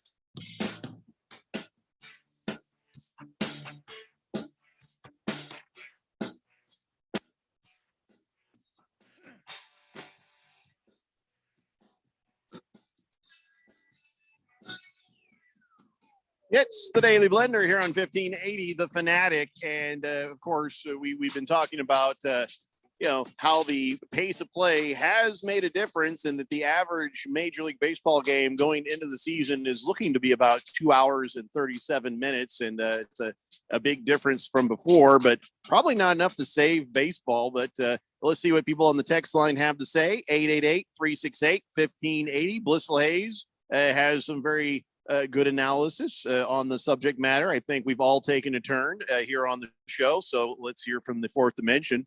He says Major League Baseball needs topless cheerleaders to save the sport. All right. I feel like that. Wait, hold on. I can see if my wife is listening. I feel like that could save the sport, any sport. Anyway, how dare you, Blissful Hayes? What is that weird childness? How dare you? Heavy Metal Maniac says, I love what Randy just said, and that is the truth. Major League Baseball is going to start losing money, and then that's when they're going to get rid of that clock thing. I hope so. Boomer Sooner says, Jeffrey, do you still have that charity? Yeah, in fact, we're getting ready to. COVID slowed us down quite a bit, and then life did its number as well. But we are going to bring it back. But we're kind of realizing after everything, we're refocusing the efforts to more basics. We found that anytime we got a good donation of money in, we could turn around, purchase stuff for a Title I school. And they'd be like, we need this many footballs, this many playground balls, this many soccer balls, basketballs. And we'd be like, bam, bam, bam, bam, bam. And we were able to take care of and help those kinds of situations out way better and we also realized that when we said, hey, we'll take your donations of sporting goods, we got a lot of weird crap and we don't know what to do with a lot of it. But we're going to slim down the operation, and I'll explain it more later on, but it's going to be, the money that comes in is immediately spent to take care of anybody who needs equipment. And the donations are going to be limited to the basics of footballs, basketballs, baseballs, baseball bats, some very basic stuff, because all the requests that we get generally seem to be basic. The only thing that we've really proud we've been able to do with your guys' help, I mean, specifically a lot of you listeners who have donated golf clubs, we were able to outfit an entire golf team in Southern Arizona. And so I really always appreciated that. So we're going to reconfigure some things and sort of kind of streamline the operation, if you will, to continue to do good. It's just, like I said, COVID years didn't help out the situation, and then, personal stuff here. But at this point, we're ready to go forward again and get that thing going. So thanks for asking, Boomer Sooner. New texter on the text line calls himself the Tom. And the Tom. Did we have a Tom before? I know we got Sheriff Tom. The Tom says, Jeffrey, I hope all is well. I need a Carson Wentz from Randy, please. Carson Wentz. But that's not going to aggravate anybody because he's not on a team now. I'll be on the Cardinals. Right? Well, there was some talk about maybe ending up on the Cardinals. Yeah. Well, if he ends up in the Cardinals, then I'll take over the duties of Carson Wentz. And I'm sure Keon's going to jump in gleefully as well after all he had to listen to. I mean, maybe, but it's Randy, and Randy, Cardinals fan. I'm a Commanders fan, fellow sufferers. Yeah. At this point, after having had Carson Wentz go through 2/3 of the Daily Blender, I don't even think it's funny. I think it's hilarious. It needs to go for the trifecta because I had that piece of crap first. And I mean, the quicker he finds his way to the Seahawks, the better. Listen, if the Cardinals make a brilliant move by signing Carson Wentz, that means that we're just tanking, and you know who we're tanking for then? Caleb, don't you dare. Manning. Don't you dare. You keep his mouth. Your name out of his mouth. Caleb Williams. That's who you're taking for. Oh, okay. Thank you. You're fine. Arch Manning. No, bad dog. Bad dog. The Tom also says, did you hear about Keon Cage full of rage while you were gone or in a basement or whatever? Cage full of rage? Keon Cage full of rage cage. Rage cage. Oh, yeah. Okay. I vaguely remember this. Yeah, the rage cage. Yeah, it was such a rage. I'm sure you don't remember anything. When he gets into the anger, it's called the Keon's rage cage. Just 2 weeks pass, and I don't remember what I said. The veins start coming out. That's a good bit right there. Up here, the rage cage. Yeah. Or you should just do like a wrestling show. No. Natty Daddy says, how dare you, Jeffrey? I'm a millennial and I'm a baseball purist. All right. Well, then you're one of the exceptions. And I know that Ralph has brought up his kids' right to love the baseball. I don't mean all of you, but most of you. And if you think about the people in your life that are of similar age, you know I'm right. But he says, I want to go back to the 90s and the 80s to 70s style of baseball. The small ball is completely taken out of the game. Yep. There's a beauty between a pitcher and a batter and messing with each other's head. Yep. That's what made me fall in love with the game. But yes, I agree with you. Everyone wants instant gratification, which to me has been the number one killer of just like anything good ever. And all right, Natty Daddy. Well, why are you mad at me? What Ralph was saying about the baseball orgs, these organizations, you have to have tons of money to get into if you're a kid and you want to play. Well, travel teams. A lot of the travel teams. Like, if you don't have money, you can't even take part in it. One of the reasons why we've kind of lost the different ways you can play baseball is it's gotten really homogenized. Like all of these travel teams kind of play baseball the same way. Yep. So that's all we've got. It's true. Yeah, and a lot of the little leagues have fallen by the wayside because of a lack of support. All the good players have been cherry picked out of these leagues. Yeah, nobody wants to play in those leagues anymore. And nobody wants to play in them because they're playing travel ball now. It's all the Hollywood life for them. Hook'em Hottie says, hey, don't blame us millennials. It's Generation Z, man. We grew up with baseball. It used to be the cheapest sport to go see. Yep. Quiet Cannon says, gambling. Gambling will save baseball. There's so many ways to bet on baseball, and it's just going to increase. This is going to create more fans because there's going to be a source of income for the serious gamblers. Gambling will save baseball. I didn't even think about that, but yeah, good point. which by the way, Rob Manfred almost screwed up the gambling stuff too. So well, he's a true story. airhead anyway. Dumb. So. Mr. Pink Eye says, I think the problem with baseball is all the best players are not American. Back in the day, Ken Griffey Jr. was just as popular as Jordan. The best player now is this Japanese guy, and he doesn't even do commercials. Well, I think that makes it almost- more. That makes it more exciting to have all the international players. Yeah, right? I think it makes like vaguely racist or nationalist. No, I think he was saying like there's got like I think he'd like a blend. Am I reading into it too much that like all the best players are international guys? That doesn't mean that that's a bad thing. I think that's a very good Mike thing. Trout, I couldn't pick him out of a lineup. I couldn't pick his face up out of a lineup, but he's been one of the best baseball player for a lot of years. He just never got any national ads. You never saw him on any commercials. So he's on the wrong American team. or Sucks. Japanese or Yeah. whoever. Yeah. Oh, no, the point is, there's not. But at the same there's time, no that Ken- famous baseball players, American or otherwise, Well- that are in commercials and like right off the top of everybody's tongue when you're talking about famous people. Well, Yeah, it's like it's going back to what I was saying and what Ralph was saying. I mean, the foundation of baseball in America is dying, and it's become a one-dimensional thing. All these travel teams, all these organizations, and you're killing off Little League, and so the kids in the inner cities can no longer play. You're not, and Major League Baseball is doing a disservice. But you've got a lot of people coming from the Dominican Republic, South America, Cuba, Venezuela. Japan now. We've got another a guy playing for the Chicago Cubs. I forget his name right now, but he's a new guy, supposed to be this phenom that's playing for the Chicago Cubs. He's from Japan, South Good for him. Korea. You see a lot of these guys that are coming over to Major League Baseball and taking over because there's no market here. and it's Seiya Suzuki. Yes. So that's what him. you're saying is we don't have enough kids getting into baseball, becoming stars, and moving up into Major League Exactly. Baseball. Well, exactly. We can't call the World Series unless you get everybody in. So what we're doing to kids through travel ball and the amount of Tommy John surgeries that happen at 14, 15 years old Oh, yeah. now is Yeah, it's absolutely miserable. ridiculous. Yeah. So Yeah. those kids that could have been something that could have been great later on, they're done. what they do is they call it Tommy Hilfiger John surgery, and then Yeah. everybody wants one. Well, Beer Bob says, I understand the point of baseball is to, it's a long game to watch from start to finish. But if you only watch a couple hours of the game, then fine. Take off after 2 hours. No one's making you watch the whole game. I feel like you'd want to come towards the end. If I was going to watch 2 hours of a 3-hour game, I'd want to see the ending. That's the best what could be I'm the beginning, though. You never know. You never know, but I'd rather see it end than just watch it start and then drive home wondering. You know what I mean? Yeah. I'm just saying. Whistling Gerbil says it's the dumbass pitchers that have a 30-second windup. That okay.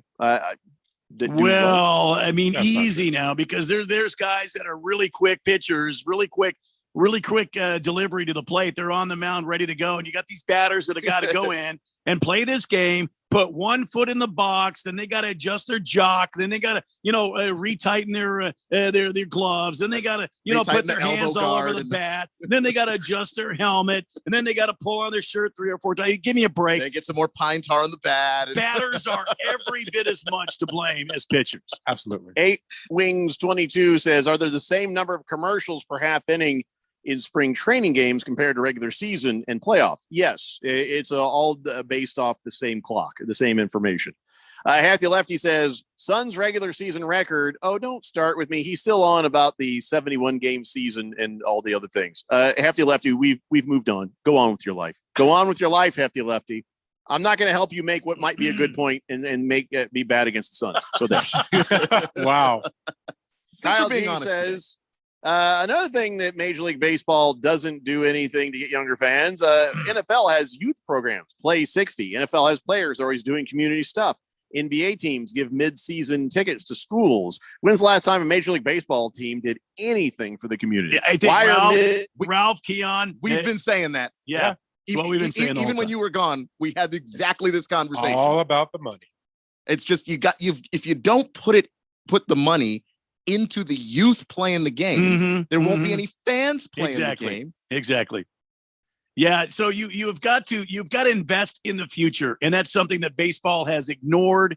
When Bud Selig left the game, the youth of this country were left out, and you got this guy Manfred in there, and I'll be honest with you, I just think a terrible a miserable leader. We've got to get somebody in there that can help this game grow, and I just don't think he's the one. All right, 888-368-1580 as we continue here on this edition of the Daily Blender on a Friday. Jeffrey having some technical difficulties, so I'm trying to fire up the text line right now.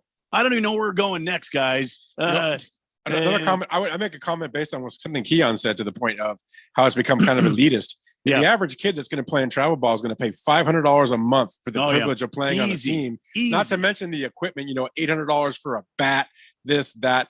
I mean, who can afford to do that anymore? Yeah, it used to be easy to go to your local park, your local little league, and they had a big old green old duffel bag, and they had bats in there, catcher's gear in there. They had extra gloves, they had the balls, they had the batting helmets, and you could go out and you could play a game of baseball. Nowadays, like you said, Ralph, it costs you like $1,500 just to have one kid play the game. And you can't even go to the park to play because guess what? Those travel teams, they all rent those fields. Yeah. So they're busy every day, all day, and you can't touch them. You can't even get on them because the cities have learned how to make money off these fields now. Kiss to Cook on. I'm sorry. Go ahead. Just one last point, Randy. When the average American can't actually afford to have $500 for an emergency, how are they supposed to have $500 for their kid to play baseball? That doesn't even make any sense. Yeah, it's crazy, especially in this economy. Kiss to Cook at 888-368-1580 says, when I was younger, family day at the Firebirds / Giants ballpark would cost about $20 for 4 hot dogs and drinks. It's no longer a cheap family sporting entertainment. MLB and owners could care less. Well, yes, but no. You want to go out and see the stars playing in this game. These guys are making, $50-60 million a year. That I've said it before. I'll say it again. That flows down to the consumer. It's not going to come out of the owner's pockets. It's going to come out of your pockets. And that's why everything costs you $20 for a can of beer, $15 for a hot dog or a broad. Yeah, it costs a lot. Well, and now they're talking about a salary cap. Have you heard that? Well, they're talking about it, but I don't know that the MLB PA is going to allow a salary cap. Well, they said no way, no how. Yeah. Major League Baseball is wanting. The owners are wanting a salary cap. The players are not wanting a salary cap. Well, of course not, right? Of course not. And why would they? Big George on the text line, 888-368-1580 says, Jeffrey, is the golf team you helped fit with clubs in Southern Arizona, the U of A Wildcats, they need all the help they can get. Well, careful, Big George. They won the national championship. Was it last year? Year before? I'm just saying. Mr. Wilbur says, wait a second, Keon just took the show to a new smart level. Homogenized, and that means what, Keon? Sorry, trying to handle a lot of technical difficulties and things. It means that everything is all the same now, as opposed to all the differences there could be. Do we have Jeffrey back? Is he back online with us? Not even close. Not even close. Okay. He's been homogenized. He's been homogenized. All right. Well, this is calling for emergency drastic measures here. 888-368-1580. So lots happening this weekend. Ralph, what are you hoping for this weekend out of the NBA? I know the Lakers have got a game. The Suns have a couple of games. Let's talk about that for a second. What's the best outcome for you and your Lakers this weekend? To go 2-0 starting tonight. And what's the reality of that? Going 1-1. Uh-huh. Because that's probably what's going to happen. But I'd like to see them go 2-0. I don't know if they will, but we'll see. And the Suns going 0-2 would be a nice reality for me too. Well, that's not going to happen. Well, it could happen. They could lose. They could lose tonight.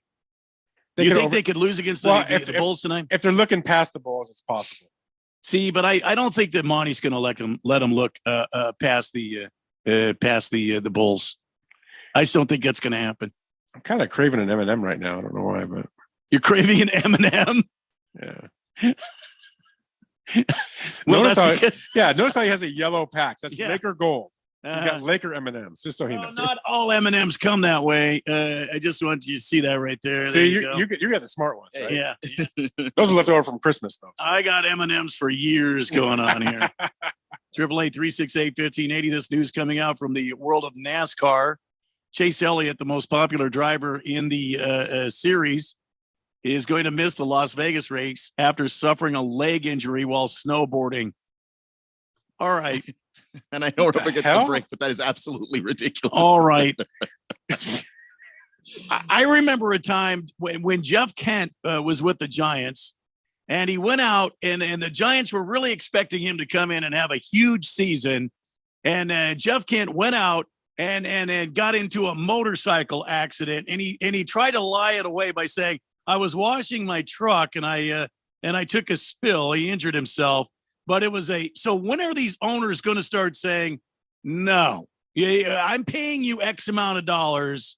You're not going to go riding motorcycles. You're not going to go out, gallivanting around in dune buggies or ATVs." You think that's fair on the owner's part who's investing in this player? Or is that being a bit overwhelming to these guys? No, they should absolutely do that, right? They do that in other sports with other players. They put it in their contracts where they can't do certain things because of the investment they make in them. So no, 100% agree with that. They absolutely need to hold those guys to accountability for doing dumb things. But to imagine a guy going snowboarding, I mean, come on, man. What are you thinking? I've been snowboarding. I can't even stand up for a second when I try to snowboard. And it's not like these guys are in the no fun league. I mean, they want these guys to have fun, but what if you go out and you get injured snowboarding? What if you go out and you're riding on your quad and you get your leg, somehow caught up in the wheel or something and you tear your leg up? Or what if you take a bad fall and you break bones? You know what? You're out. You can't perform up your contract. Do you think these guys should maybe take a fine? We can talk about that next because I'm late for a break because we're in emergency mode here on the Daily Blender on 1580 and 99.3 The Fanatic. This is a special alert to all Americans who own a vehicle with less than 200,000 miles with an auto warranty about to expire or with no warranty coverage at all. Due to a decline in the economy, CarShield is announcing a low-cost month-to-month vehicle protection plan that is now available to the public to save any driver out-of-pocket expenses on future auto repairs. Call now to find out how you can pay almost nothing for covered auto repairs. Yes, you heard that correctly. Pay almost nothing for covered auto repairs. An open phone line has been established for all drivers to call for a free quick quote. Call 800-306-8158 now. Drivers who are covered will not have to pay for covered repairs again. This protection plan is at an all-time low. Additionally, drivers who activate this vehicle protection today will also receive free roadside assistance, free towing, and car rental options at no additional cost. Call us for your free quick quote today. 800-306-8158. That's 800-306-8158. What do you have to lose? Call 800-306-8158. Again, 800-306-8158. If you are an IT professional looking for an opportunity with great benefits, the freedom to creatively solve problems in a career with great growth potential and a team environment, look no further than Affinity Technology. Serving the Valley since 1992, Affinity Technology is looking for a level 1 tech to develop and deliver excellent solutions and outstanding customer service. Visit atechaz.com/jobs and get started with your future today. That's atechaz.com/jobs. We are ready to duel in the desert. Is there anything better than the sound of 3 races breathing life into a new NASCAR season? What about if it's at a state-of-the-art facility with stunning views of the Estrella Mountains and a famous, only one of its kind hillside? Well, then you must be talking about Phoenix Raceway. NASCAR weekend at Phoenix Raceway, March 10th through the 12th. Get your tickets now at phoenixraceway.com. Are you a planner? Do you like to plan ahead? Then, of course, you already have a plan to call Harman Solar, right? Bruce Jacobs here. It should be at the top of your list to get solar now and enjoy huge savings next summer. Up to 85% on your monthly bill with 0 down and no payments for 12 months. Then you can plan what to do with all that extra money. Harman Solar is a family-owned, women-owned, local company that uses top-of-the-line equipment. Call Harman Solar 800-281-3189 or go to harmansolar.com. Before becoming a professional announcer, I took the announcer oath, which forbids me from misleading listeners. Just wrap your heads around the reality of that. That means I speak the truth when I say you can listen to us on your smart speaker. Just say, listen to 1580 The Fanatic.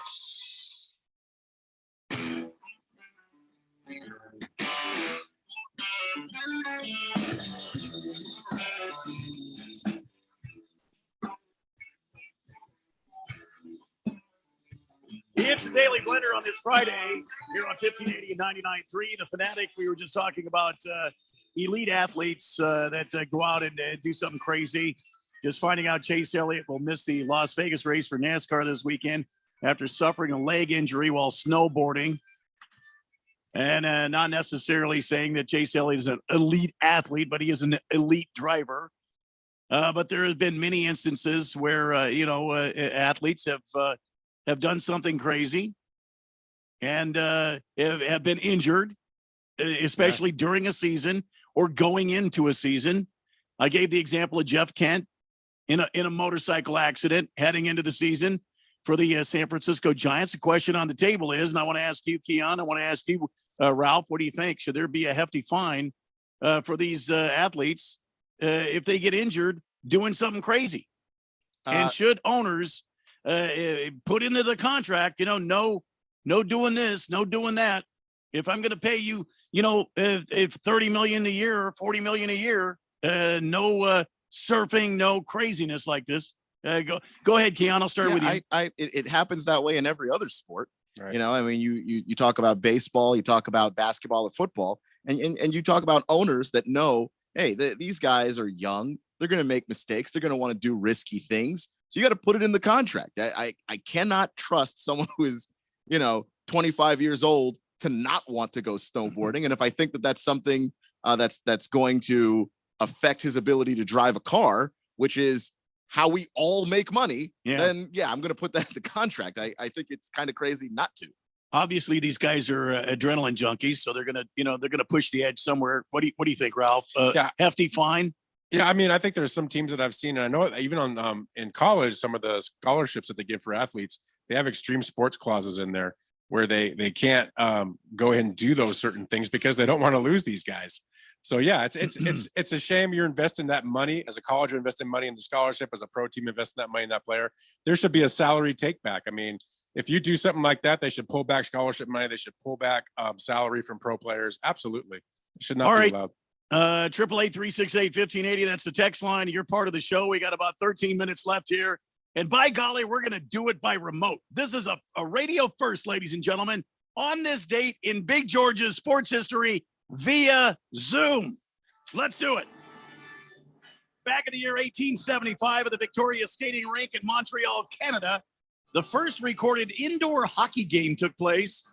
Hockey usually confined to the outdoors on ice in the fields and typically lacked any rules or regulations.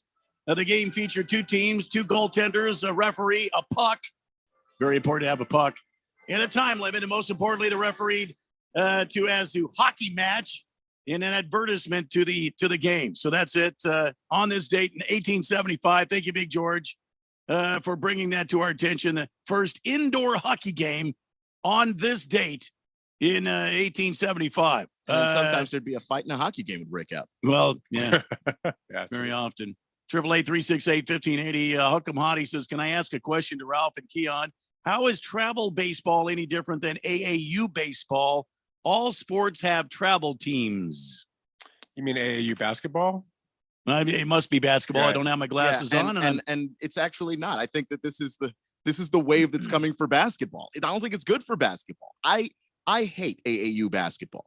I do, because I think that it's taking kids away from the high schools. And high school coaches, for better or for worse, a lot of times care more about teaching the fundamentals. I mean, the big AAU team that everybody kind of knew was the one that LeVar Ball's kids were on, with Lonzo and LiAngelo and now LaMelo.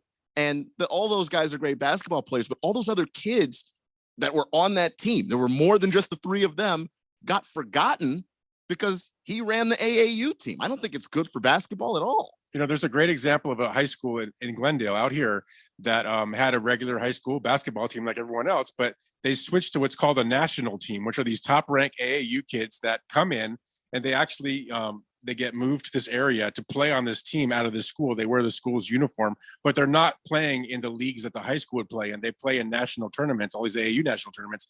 And as a result of that, they became a top 10 team in the country, but the high school program actually went away. And the kids that went to the high school that weren't these top guys can't even play ball anymore because of this program that got put in place. I don't want to burst anybody's bubbles too, but you might hear about the Little League World Series. It's on ESPN. It's every summer, Williamsport, Pennsylvania.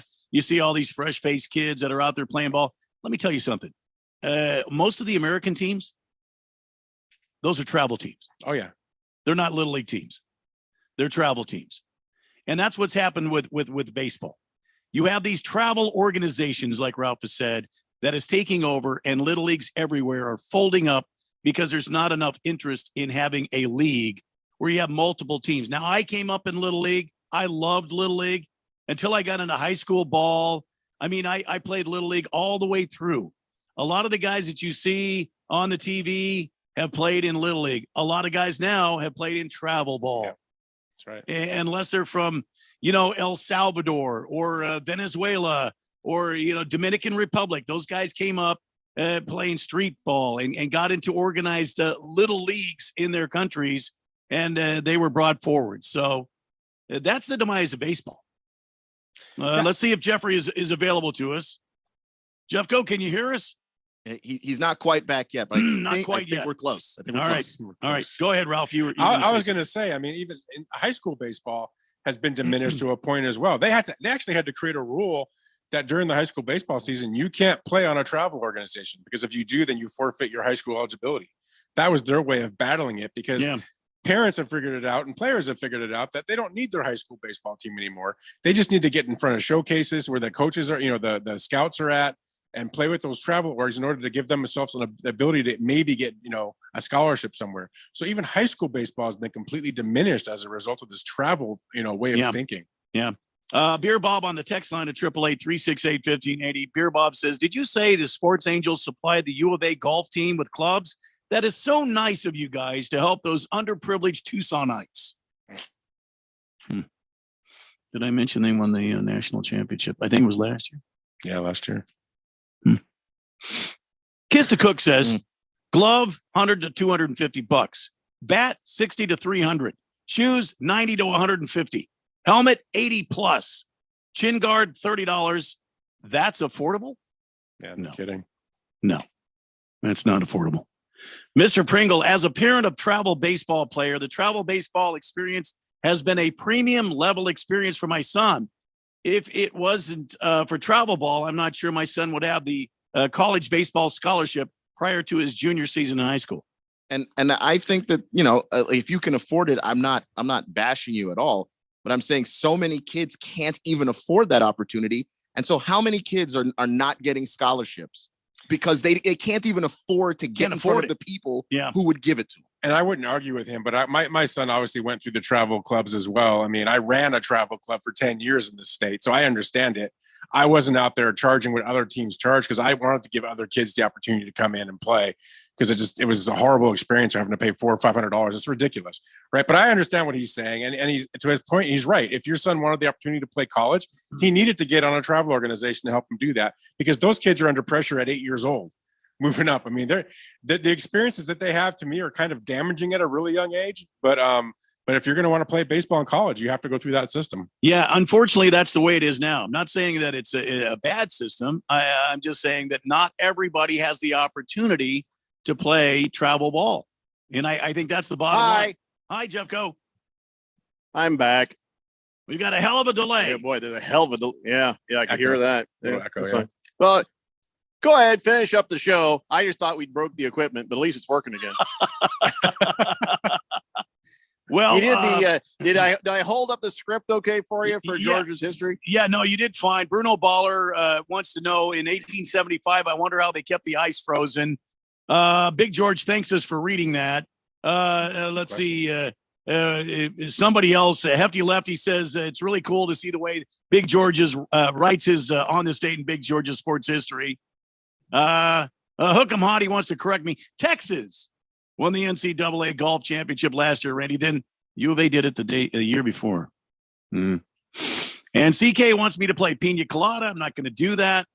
Thank you. Radio Ron has spoken. Yeah, Radio Ron has canned Pina Colada. Oh, when did you do that? When I was out? Oh, yeah, when you're out. Yeah. He heard it one too many times and he was done with it. And now it's outlawed. Yeah, 888-368-1580. Jeffco, please. Why don't you write us home? We've got about a minute and a half here. Well, I have no idea where let me just hit refresh so I know where you're at with the text line and stuff. We never got to talk about combine stuff for the quarterbacks. Now we just barely have a minute left before everybody runs off and watches the Suns game. So, Yeah. except for Ralph. I won't be watching that game. No. Ralph will just polish the make-believe trophies he had nothing to do with. I had a lot to do with them. I watched a lot of those games. I don't think watching does anything, but it makes It you feel does. better. It Sure. helps. It helps. Sure. Blissful Hayes says, add 20 minutes to the show due to Jeffrey's communication issues. This ain't soccer, man. That's stoppage time. Stoppage time. There you go. Thank God for that, because if we ever had to do stoppage time for when we went off the rails, oh dear God, we'd never get home. Yeah, no, we'd be doing last week's show today. All right. Well, sorry about the ending part. Boy, we were having a pretty good time there. Probably maybe a better time when I left. I can't tell. I don't know. Ralph, thanks for being with us at Burning Hill Lakers. And for everybody else, we will see you back in your radios again on Monday at 3 p.m. I think. Yeah, no, Monday's clear. But the next Tuesday, Wednesday, Thursday, Friday, who knows what's going to happen? That all depends on GCU and all the other championship games that we're airing next week. So all I can say on that is stay tuned and we'll see what happens. And go Lopes. It's the Daily Blender here on 1580 The Fanatic. Diabetes, high blood pressure, anxiety meds, everyone's on them.